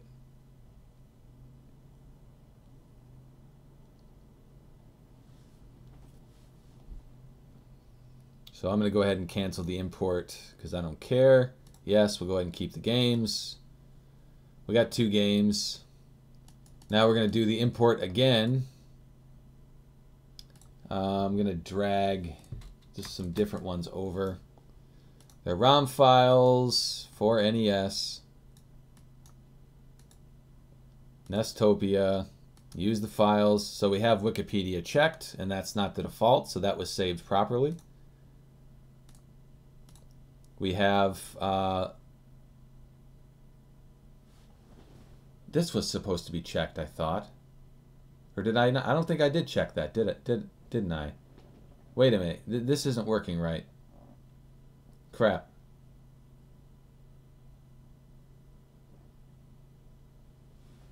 Why is that?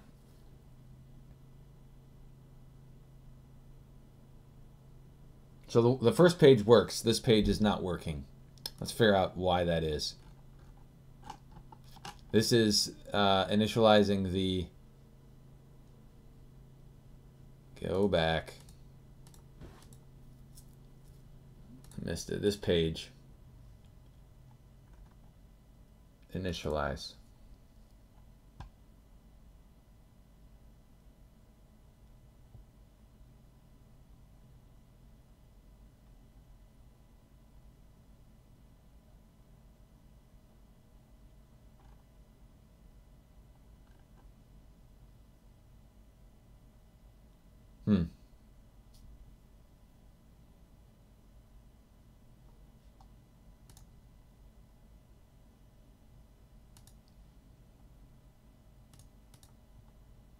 Specified folders only checkbox not checked.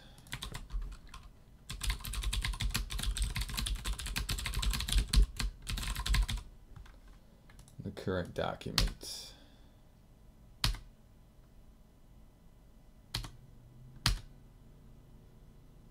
Oh, let's search for equals.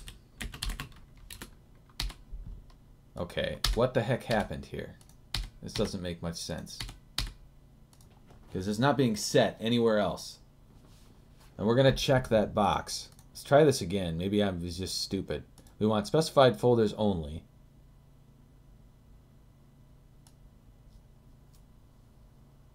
Next. Finish. Cancel. Try this again.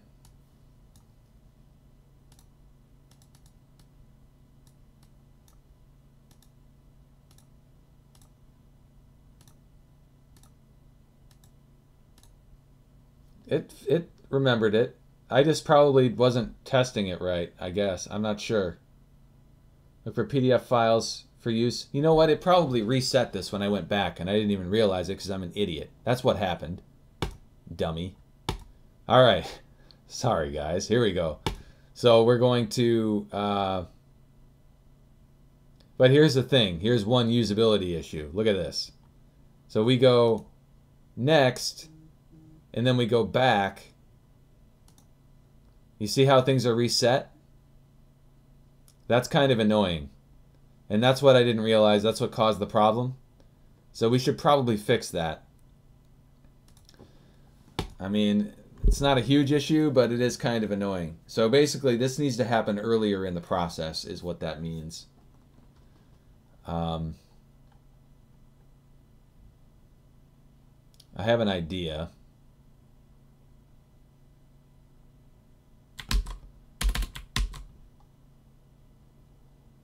Needs to happen when we initialize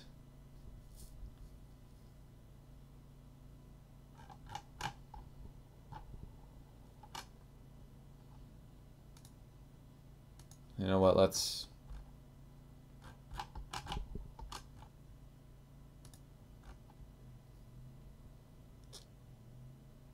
type wizard page.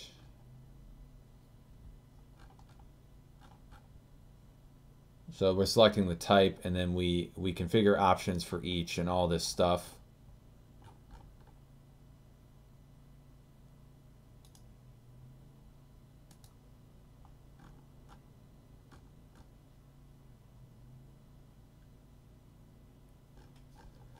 But we need a single place to do it. Whoops. So on the type wizard page,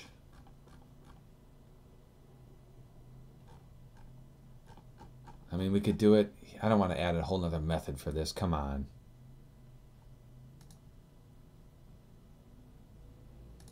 Well, what's next after the type wizard page? Files wizard page isn't always shown.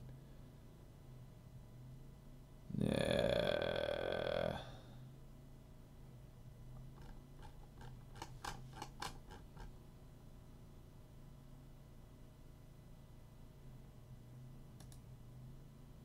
We could probably do it on like page on loading the form. But that might be, it needs to happen after we initialize for configure options for ROM import or configure options for the others, whatever. That's the thing.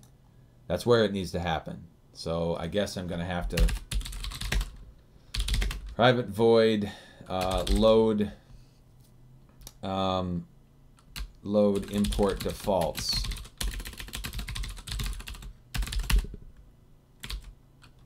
So we'll put that there, and then at the end of each of these, load import defaults. And we got to do it on each one. Whoops.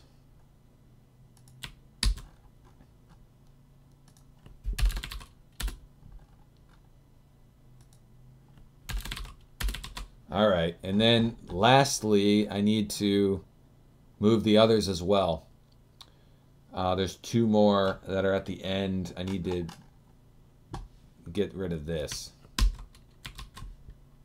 and put that back up in import defaults right here.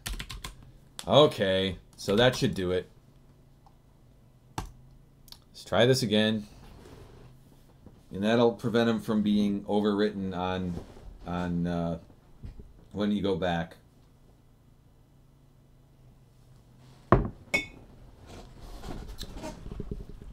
You guys are going to town on comments. Let me see where we're at here.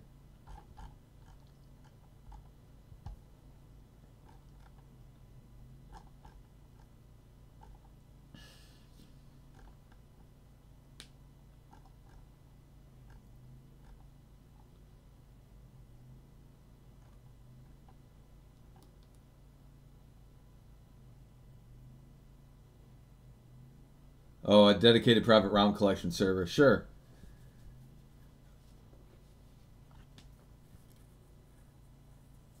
Although, because of the issues with piracy, I don't necessarily think that's something we're going to likely tackle, Andrew, to be honest with you.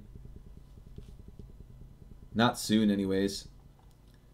I basically do that in my house across all my computers using Dropbox.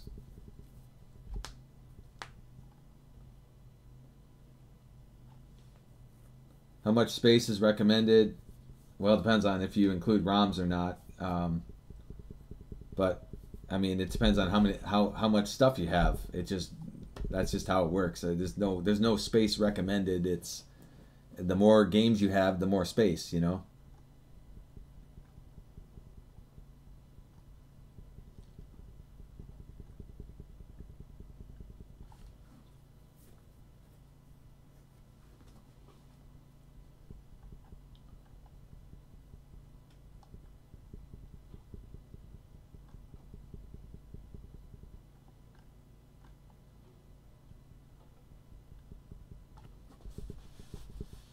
Star Fox 2 ripped already.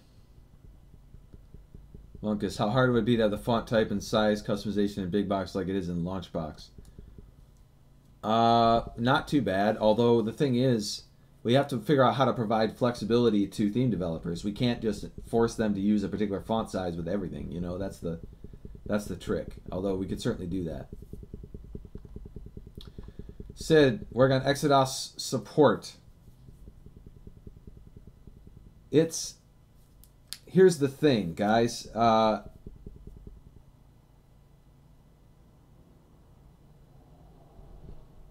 Yeah, I mean, it's hard to work on Exodus specifically, especially on stream, because there are legal issues there, you know. But I mean, we'll see. I'm not sure. I have implemented features at Exo's request.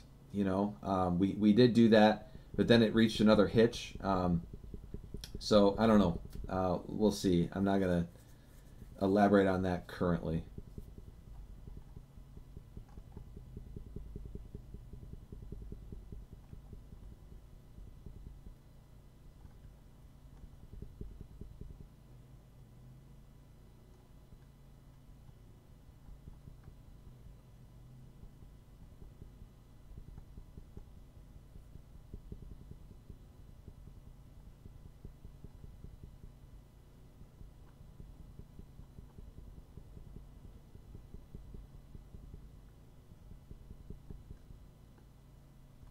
Where did that come from? I'm an idiot. I knew I was an idiot. That's nothing new, but I'm lost here, guys.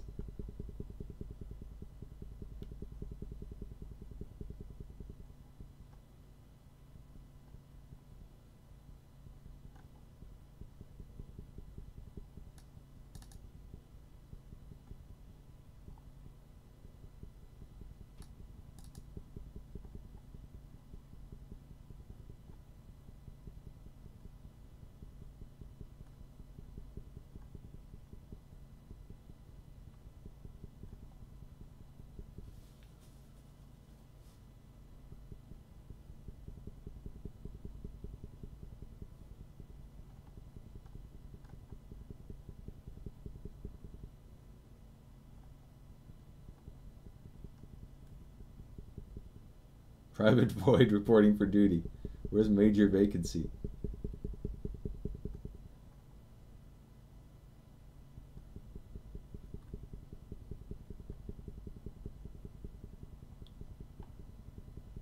Da, da, da, da, da, da, da.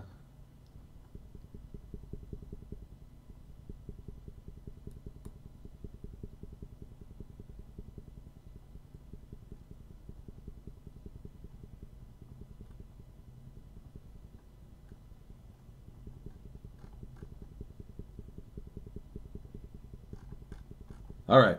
Okay. So this is built. Let's give it a test. I'm going to update my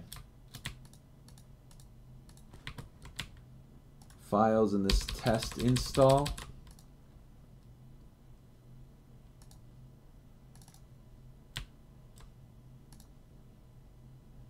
Where is it? I guess I'm going to start with a new one then, huh? I lost it. Okay, so here we go again.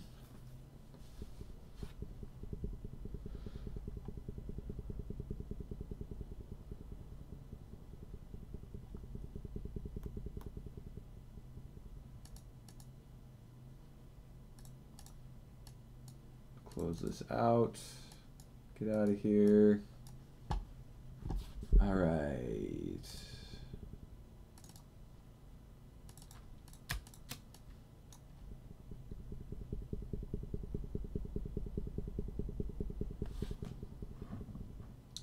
ROM files, Nintendo Entertainment System, add an emulator,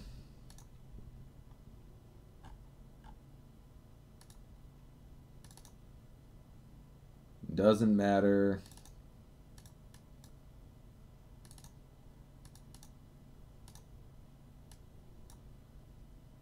okay, I'll go ahead and check that box. And then if I come back, it's still checked, which is, and same thing for this. That's good. Let's not download anything. Now we're going to, from the specified folders only, no subfolders.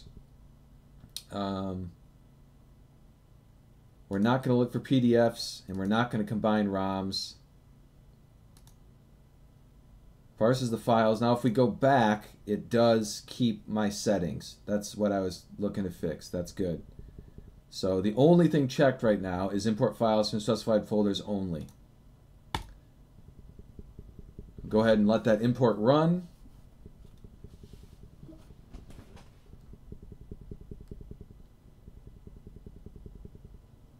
Huh.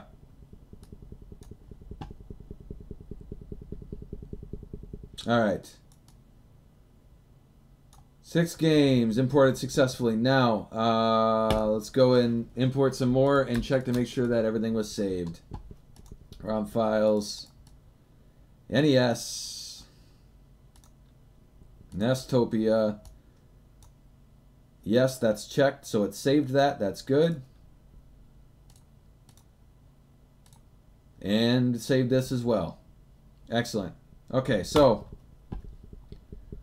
we're good to go there finally with that. Now that we got an hour left in the stream. So now, guys, you guys wanted me to save the image preferences as well, which is going to be another process. So we might get through one of these things on the stream. So what images to download? To save the preferences for what images to download. Thinking through this, for the particular for the list of image types. If we look at our data folder, I'm just not quite sure how best to save it.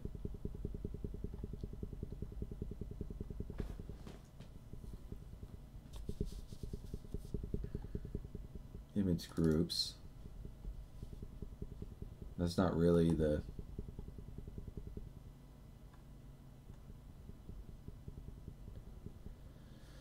So image types. Where's my image type class?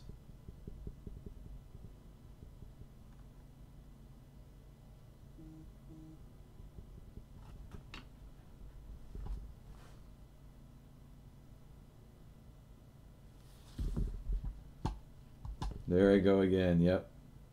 Tapping my knee.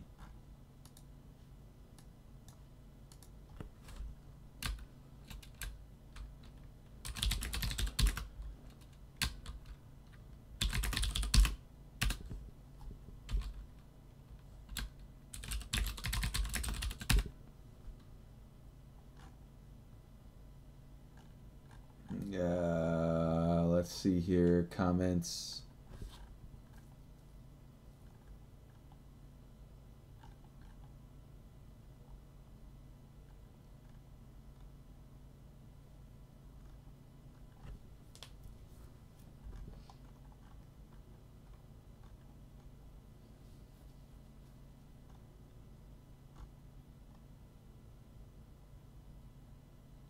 Pac-Man, yeah, it will. I will change it before I put out a release. It doesn't really matter while I'm in development what the version number is.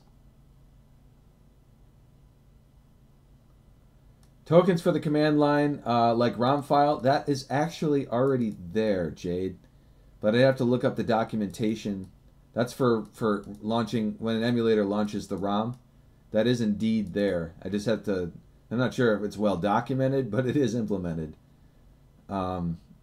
And I'm sure the answer's on the forums somewhere and in the code. If you look at the default settings for Rocket Launcher, I think you'll get your answer.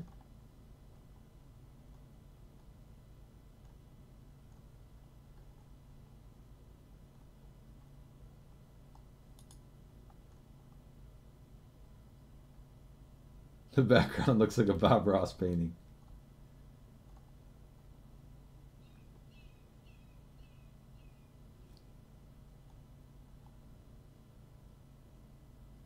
Move use files on their current location. Selection. Save the move use files on their current location.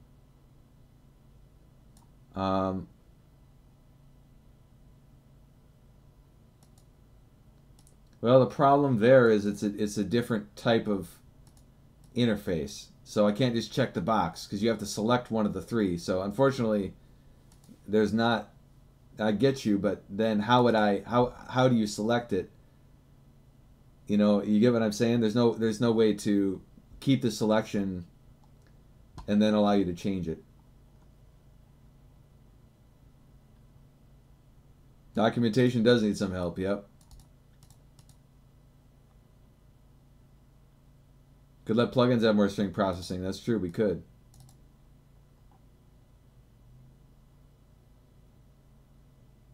I'm not sure where the background's from. I got it off of a dual monitor wallpaper site a long time ago.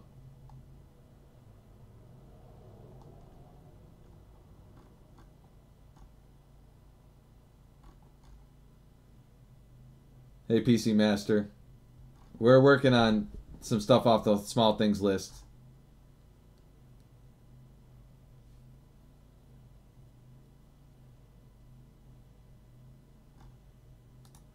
All right. So, trying to figure out how to save. The image type selections. The problem is I didn't want to add 10 million settings for this.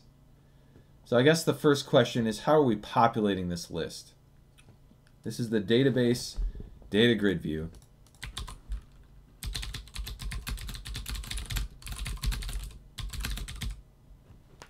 Okay, so image types.getList. It's in plugins data.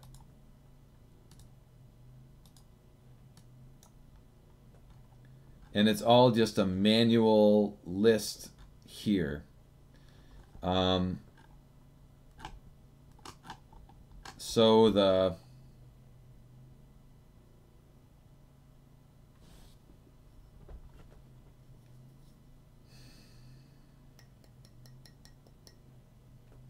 we would need a new setting class and a new XML file and all that stuff, and I don't really want to have to do that.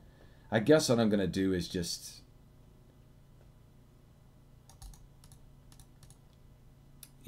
I don't know. I guess we would add a setting for each one of them, but that's kind of annoying.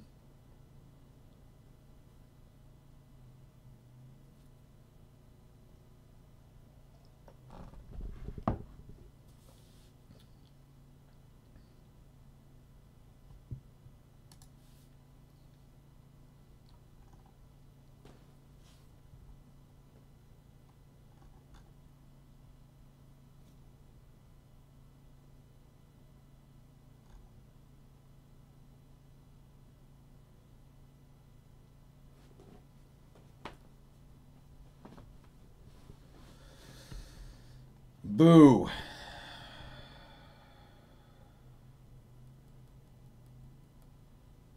If we tweak these, the thing is, if we tweak these image types, I don't want it to break anything.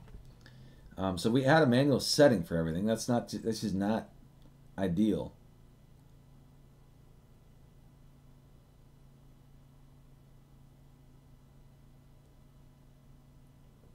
I mean, I could do something stupid like put it all, the whole setting in a single string or something like that, but that's a poor idea too.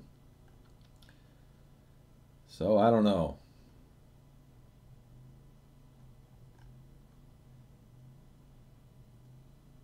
But adding a setting for every single one of these is grotesque. So my best idea is to add a new class, but then I've got to add it to the data manager and all that stuff, and that's going to take longer than just adding some settings.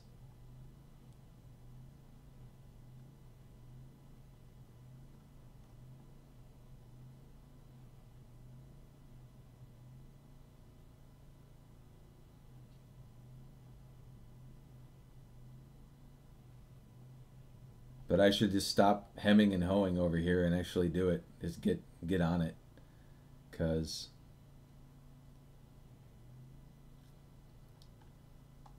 whatever. Let's just go do it. We'll add an image type settings class. We'll do it the proper way, even though it's an annoying amount of work to get it done. Public class image type settings.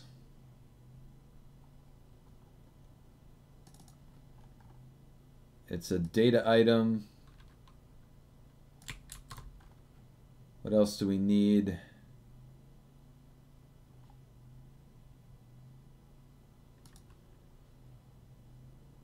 Where was I? Image type settings. Data item. Public image type settings. We're going to need a new variable there on data manager. Let's go here. We need a public static bool image type settings changed.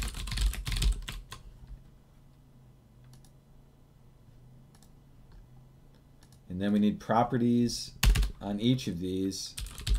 We need a public string image type. get and set, and we need a public bool is default. Get and set. And then I need a data table export tag.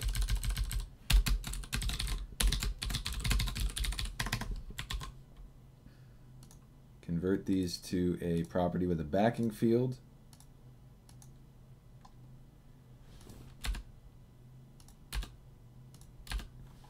And we'll set data manager dot platforms changed equals true on each of these.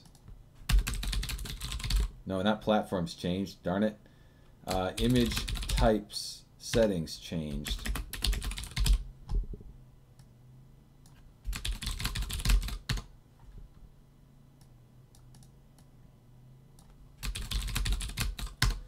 All right, so now the annoying amount of work here is in having to go and modify the data manager class to actually save and load this stuff. It's not going to be too bad, but it is going to take a little bit of diving in, so give me a minute here.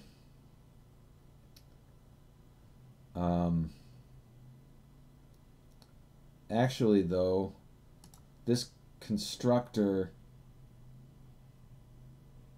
Oh, what else do we need in here? Is there anything else? Yeah, so we kind of need this constructor as well. Let's do that. We need public image type settings, string image type. This dot image type equals image type, and this guy.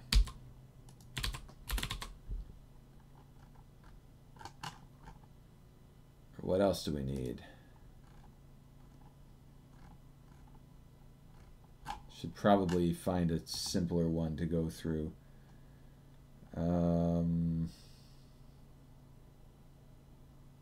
Platform folder, for instance. Yeah, there's nothing else we need. Okay. So there's that. And then in Data Manager, I need to look. See, platforms changed equals false. Where are we doing that? There's a couple places. I need to add data manager dot image types type settings changed there and here, or on the other one.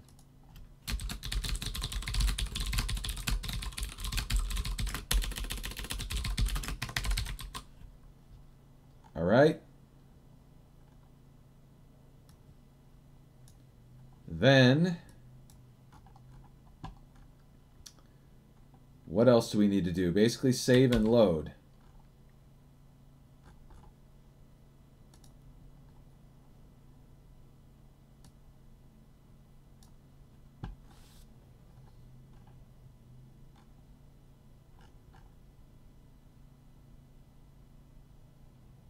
I think we're going to do this in, we'll put it in the settings.xml file. Load settings.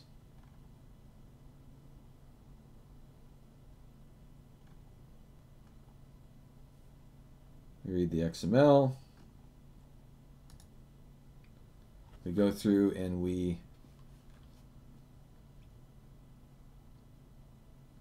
load the settings table, and then we do if dataset.tables.contains type of image type settings dot name, then var image type settings table equals dataset.tables type of image type settings dot name.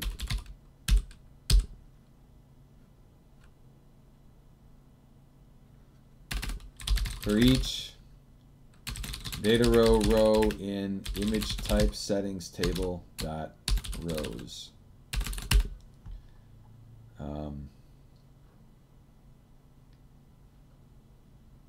We're going to need a class or a list in here yet. So where do we have that stuff?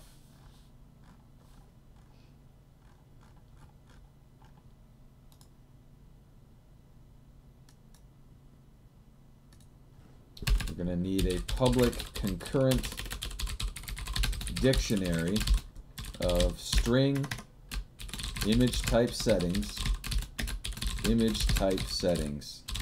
get and set. All right, now wherever we instantiate this or anything else, we need to say this.platforms equals. We got to put this.image type settings equals new. And let's do string comparer dot current culture, ignore case, like the rest of them. Do I have any more of those? Yes, I do. So I got to do it here as well.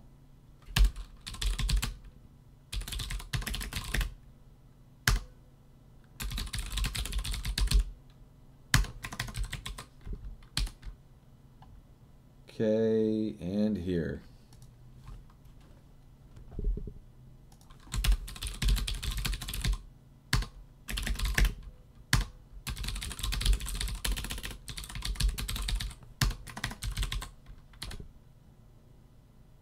Okay, we've got it there. We've got it there. We've got it there. Okay, back on down to where we were, if I can find it again.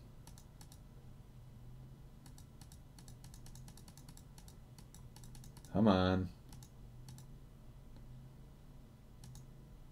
Here we are. So now we have to populate the image type settings.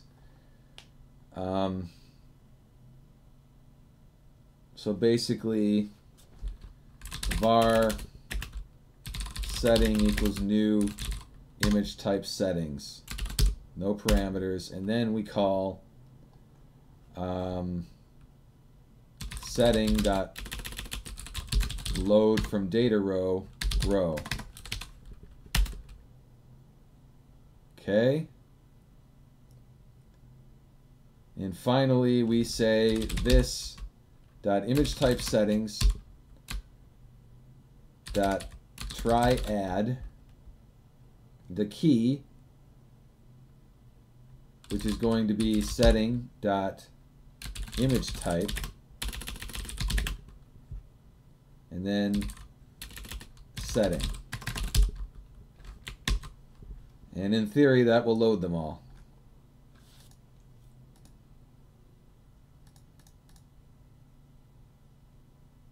All right, so there's that. Now we have saving.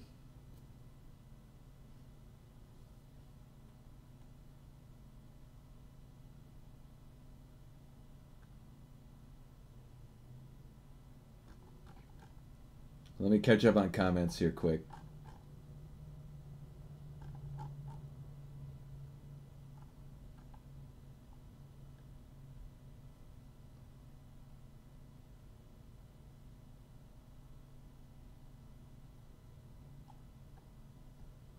I'm not sure, Keltoy. Actually, I've never used Doom through RetroArch.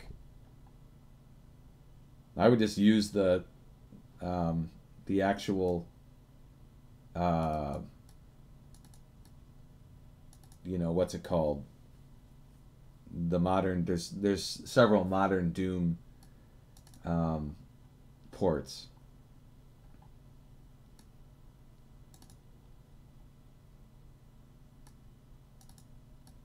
Yeah, Pac-Man, I get you. The thing is, like, this has been actually surprisingly has been a very common request over the years.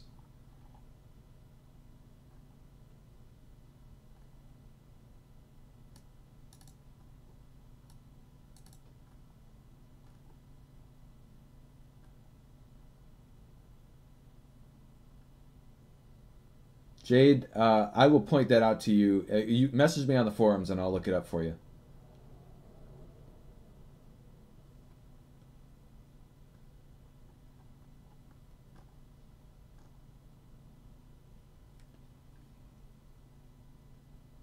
They do support controllers, yes, and they're amazing. I'm trying to remember what the heck they're called. I mean, I can look it up. Games. Oh, it's ZDoom and GZDoom. I just remembered. GZDoom is basically 3D acceleration. ZDoom is without it. I use both, depending on what I'm in the mood for, you know. They're both excellent, though.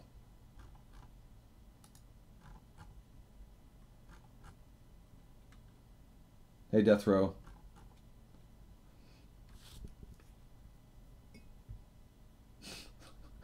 Caesar. All right, let's go ahead and finish this up. We got to get saving going. Save settings. Save is obviously more complicated.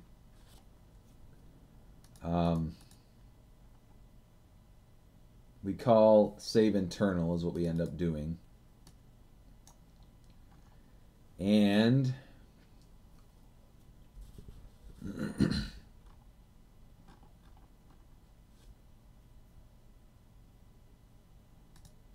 you know what I'm realizing though, since it's in the settings.xml file, because we're using the same file for it, I'm doing it wrong. So what I need to do is go up here. We got to get rid of image type settings changed and just use settings changed instead. So let me fix that real quick. This is image type settings. I'm going to do a replace.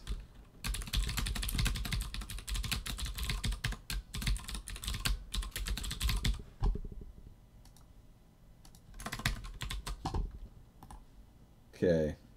And then, yeah, of course you would do that. Come on. Take me back. Take me back. Here we go. So this is what's saving it. So settings table, we got to create the table. Add a table. We create the set. Before we create the set, the next thing we need to do is var image type settings table equals data item dot create table type of image type settings. And then for each var image type setting in this dot image type settings dot values,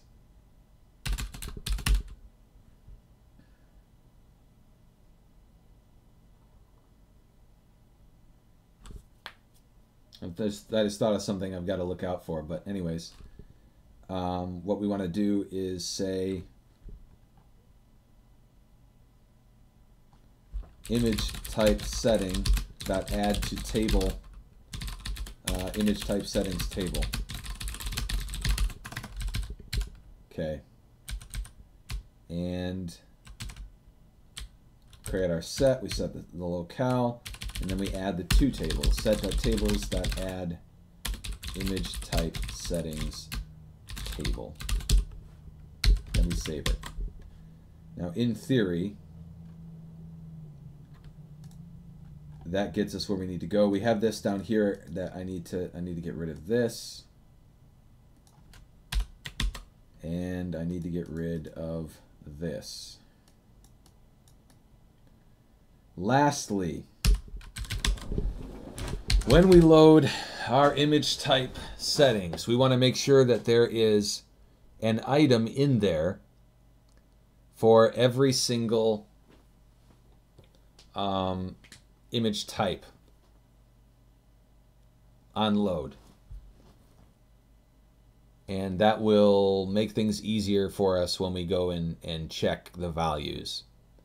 So, load settings.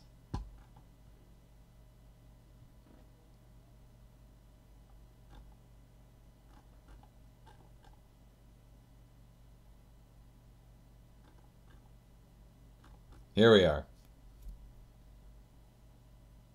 After we load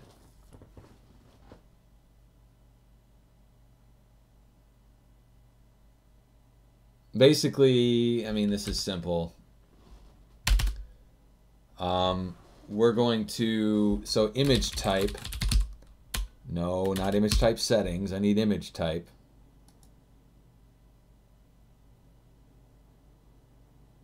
Or image types. There we are. Get list for each, this is a string, right? Yeah. String image type in image types.get lists. What we need to do is this.image type settings.try add, and try add will only add it if it doesn't exist.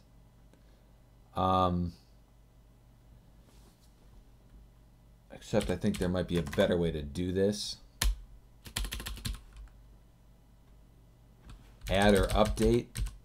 No, we don't want to add or update. That's the thing. Get or add might be it. Yeah. Doesn't really matter. That it's not like a constructor is gonna.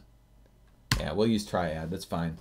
Because the constructor for image type settings really doesn't do anything. So if it's instantiated unnecessarily, it literally will take no time at all. So what we're going to do is we're going to take image type in there as the key, and then we're going to do a new image type settings image type. And then we'll use that second constructor there for that. So basically that will ensure that on loading the settings, it will have an image type in there for everything. And we need to default it, that's the other thing, we need to default it to true.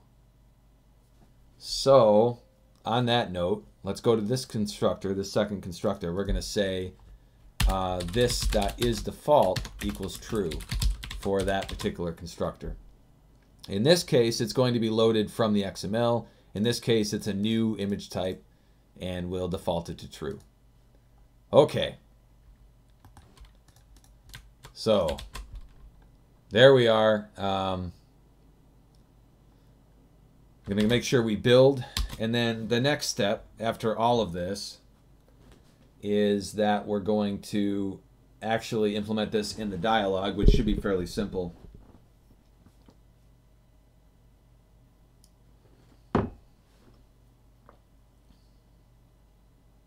Okay. We build, and then when we populate the image types, whenever we populate the database data grid view, well, we do it right here. Is that the only place we do it?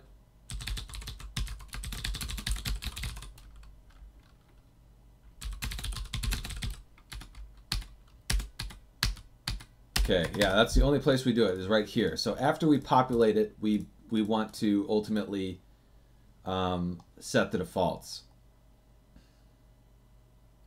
And by default, they're all checked. So actually, we should do it right here. And all we really need to do, we have the image type. So in theory, we should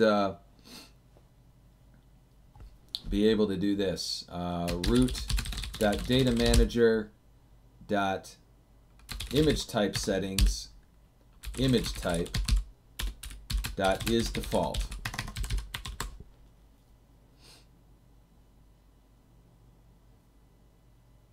Big Box Cinematics theme video is different. That would need a separate setting. Well, darn it. Ugh. So I guess we'd have to come back to that. That doesn't show up very often, but it is there for games that have it. But we'll run with this here first. So that should handle the loading, then saving. We're going to go down to where we save, and we'll do the same thing. I'm going to go ahead and copy this so we have a reference. And this is where we save. What we're going to do here is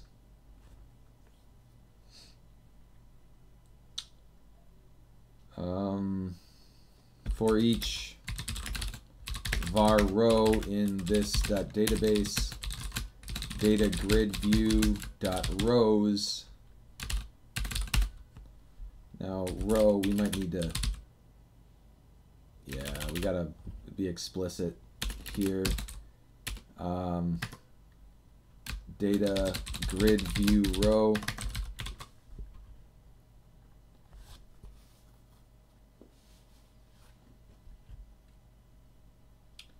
And then we just basically want to say root.datamanager.image type settings. We need the image type, which is row.cells1.value .toString equals row.cells0.value, and that's a bool. Oh no, we need to make it .isDefault. There we are. Now in theory, that should save those image types. We'll see. We'll see if it works. Let's give it a test.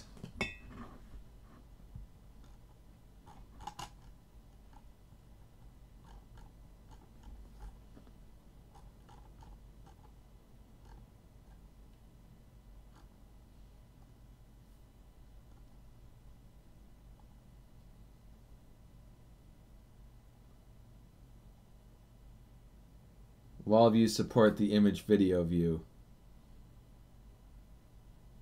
You know what? It probably doesn't, Sid, to be honest with you. So I'll need to work with you on that, probably. That sounds like an excellent idea. But no, it probably doesn't right now. Same exact hardware as the NES Classic. Well, I'm not surprised there. That makes sense.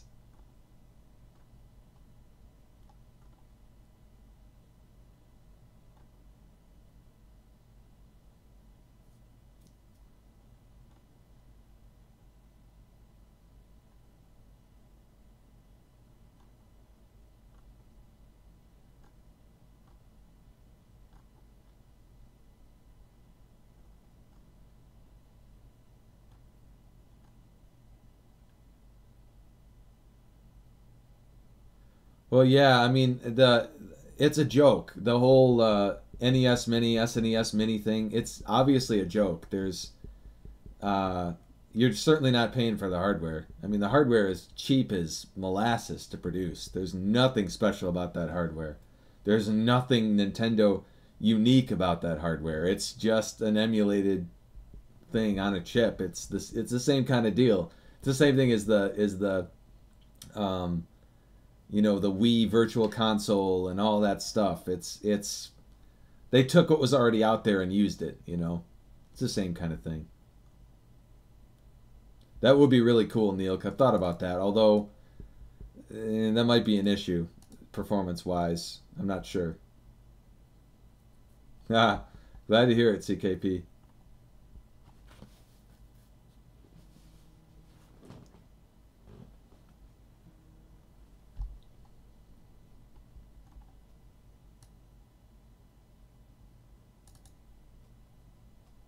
Yeah, it's funny, Omen, I know.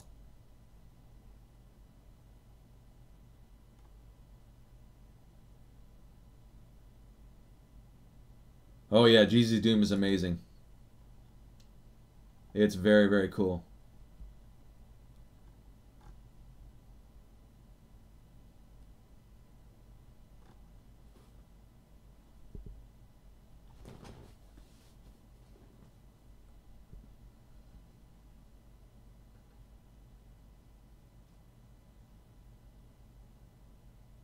Can I change and move or keep a current location of checkbox? Be part of this, what you were working on? I could, although I'm probably not going to do that right this instant because we got to wrap this up. But so no. Eventually. Anyways,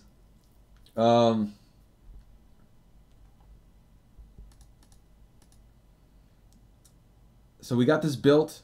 It should work. Let's give it a test. I need a test in a new...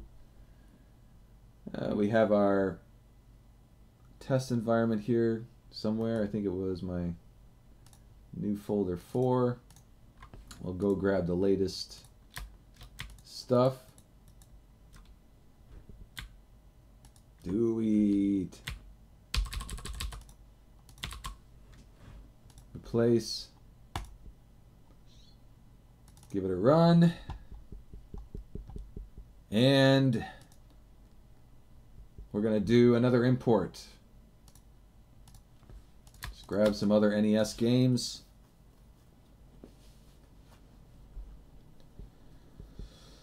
ROM files, NES.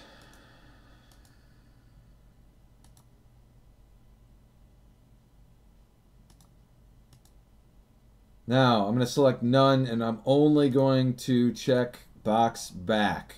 No, let's do box front, because that makes a lot more sense. Next. Next. Even movies is the other thing. We haven't tackled that yet. Crap. All right. Files from specified folders. Oh, this doesn't matter. Whatever. Let's go ahead and finish. Here we go. What's the problem here? Let me attach to the process.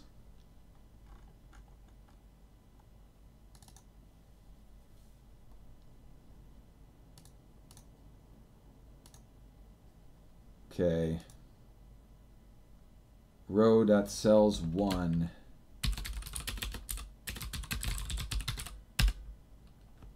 That was not what I wanted. That value.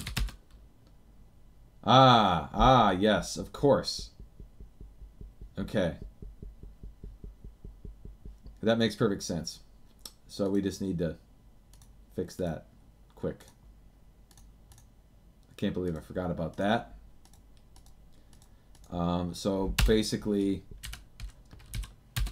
if not image types dot get list dot contains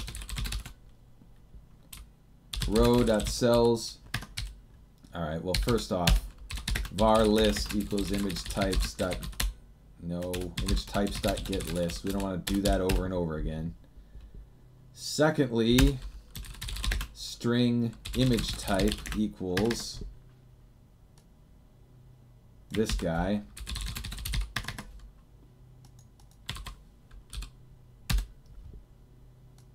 And if it doesn't contain image type, then continue and don't do that.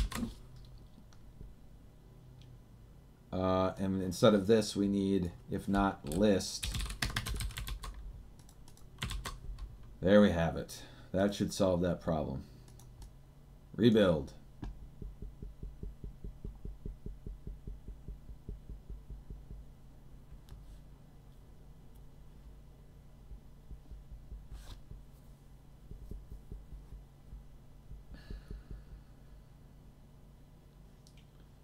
Here we go. Copy over my new files.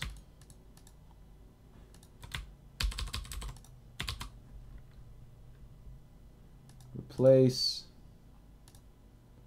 One more time.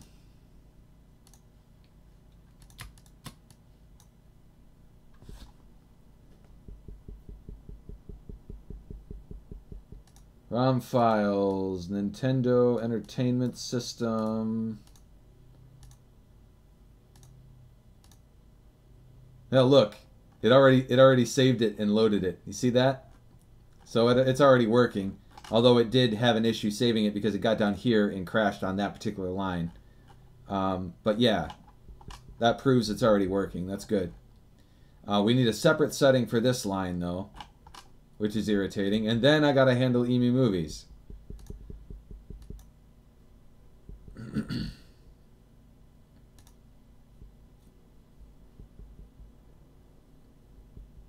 So it's only downloading the box front, which makes sense. And then if I go and Import a few more ROM files, NES,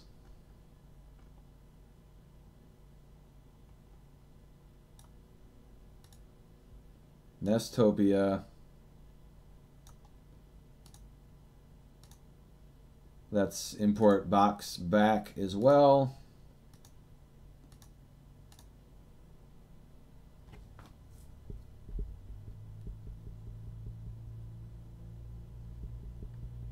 And done. And if we go import one more time,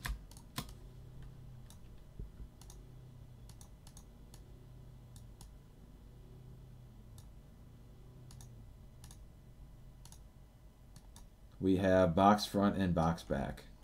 So yes, this is working. The next thing I need to do is tackle this line right here and configure EMU movies. So this is the thing, guys. That small things list is, I'm in agreement with almost everything on that list that it would be nice to get it done.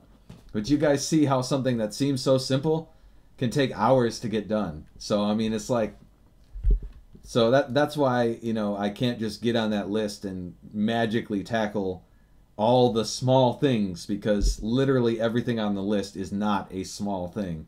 So forgive me there, but at least we're making progress.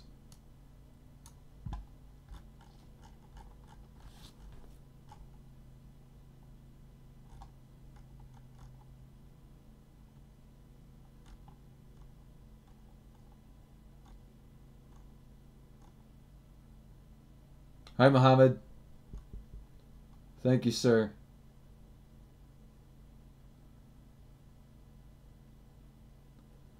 Hey, Elite. Clean up specific image categories we don't use, like box art, 3D, or fan art. The easiest thing to do is just going to be to go in and delete the folder. Elite. That's the, I mean, it's super easy to do it. Just go into your images folder, go into the platform, and then delete the particular category you don't want.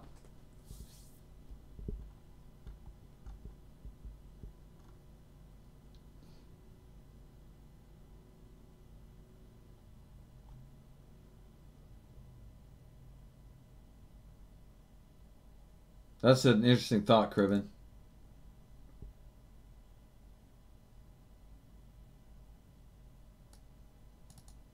Yeah, I'm in agreement with you there. That would be cool. I would actually, you know, if Nintendo, you know what I don't get? If Nintendo came out with a brand new console that worked like the original NES, that was an original NES, an actual original NES that took cartridges, I'd friggin' buy it. I would. I would buy it instead of buying, you know, a 20, 30-year-old console, whatever it is. Even though I already have one, I would buy it. But, you know, they're not doing that. You're right, they're not that smart. Can you make it so we have a platform selected and you start the import, it defaults to the selected platform instead of choosing the platform every time? That's another thing that would be convenient. Yes, I can, but I've got other stuff to wrap up here first.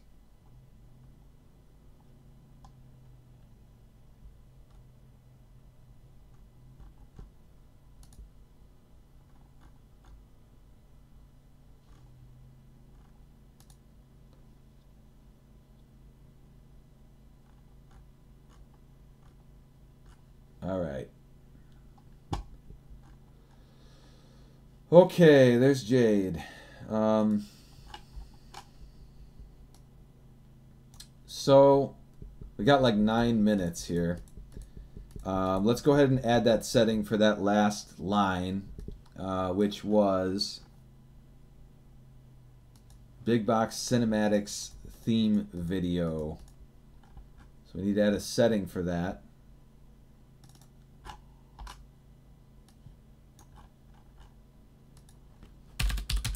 Data table, if I could type export public bool import default big box, let's just do cinematic theme video, get, actually make this easy on ourselves and do one of these.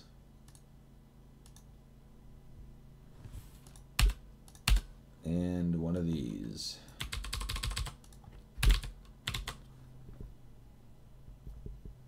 And that should be checked by default as well. So I've got to add that as well. Data Manager, Initialize Defaults.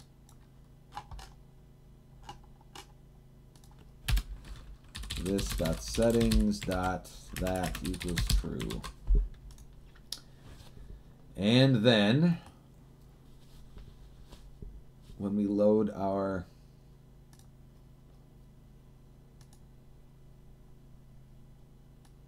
this just needs to become root.datamanager.settings.import default cinematic theme video. And then finally we need to save that. And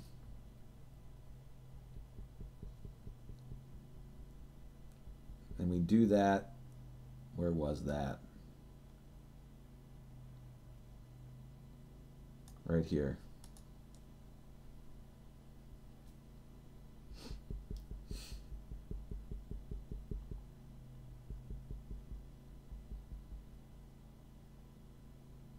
You know what, though? Let's go back up.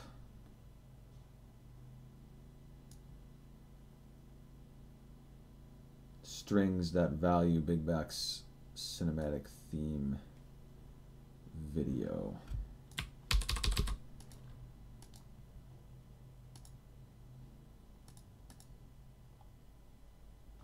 So what we're going to do is if image type equals that guy,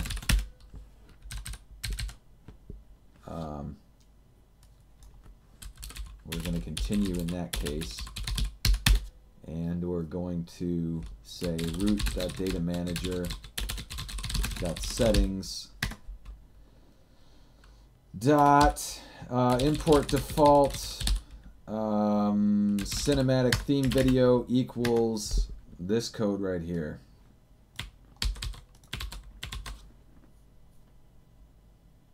And continue, and we get down here, it'll save, and that should fix it up for us for that one line. And then lastly, I've got to look into doing it for EMI movies as well. So, and EMI movies has different image types. So here we go there.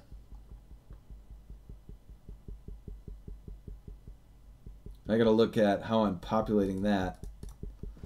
But I will continue that, guys, and I'll get a beta out today with two things.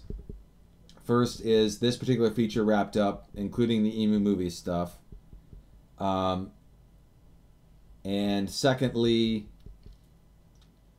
I need to revert to .NET 4.7 for the next beta. So I'll plan to get that stuff done today and get a beta out, and we'll keep working on stuff. I'm not quite sure what the next major feature is that I'm going to tackle, other than the retro achievement stuff that Vlansix is working on. I'm sure he'll have that wrapped up relatively soon. So that'll be the, hopefully, well, I don't know about relatively soon. It might be a little bit involved, actually. We have to figure out how to display all that data in LaunchBox, get the data back end going. There's quite a bit to do there. So we'll, I don't know, it might be a week on that or something like that. So we shall see, but we're in good shape here. Let me catch up on comments before I take off.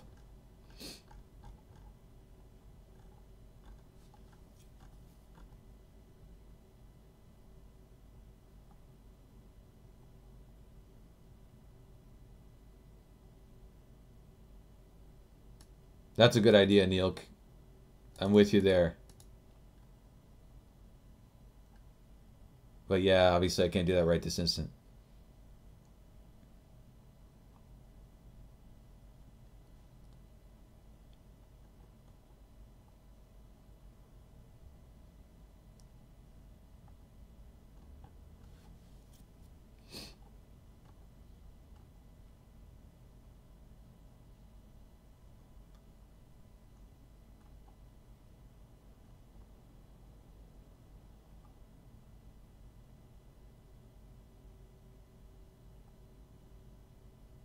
Remind me, Alfredo, next stream, and we'll check that out. Sorry that I'm not getting in that.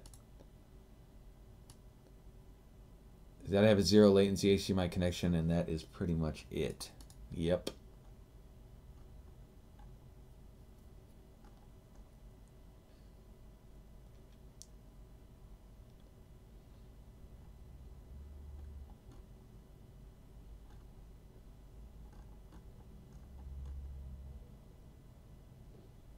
Cool, Jade.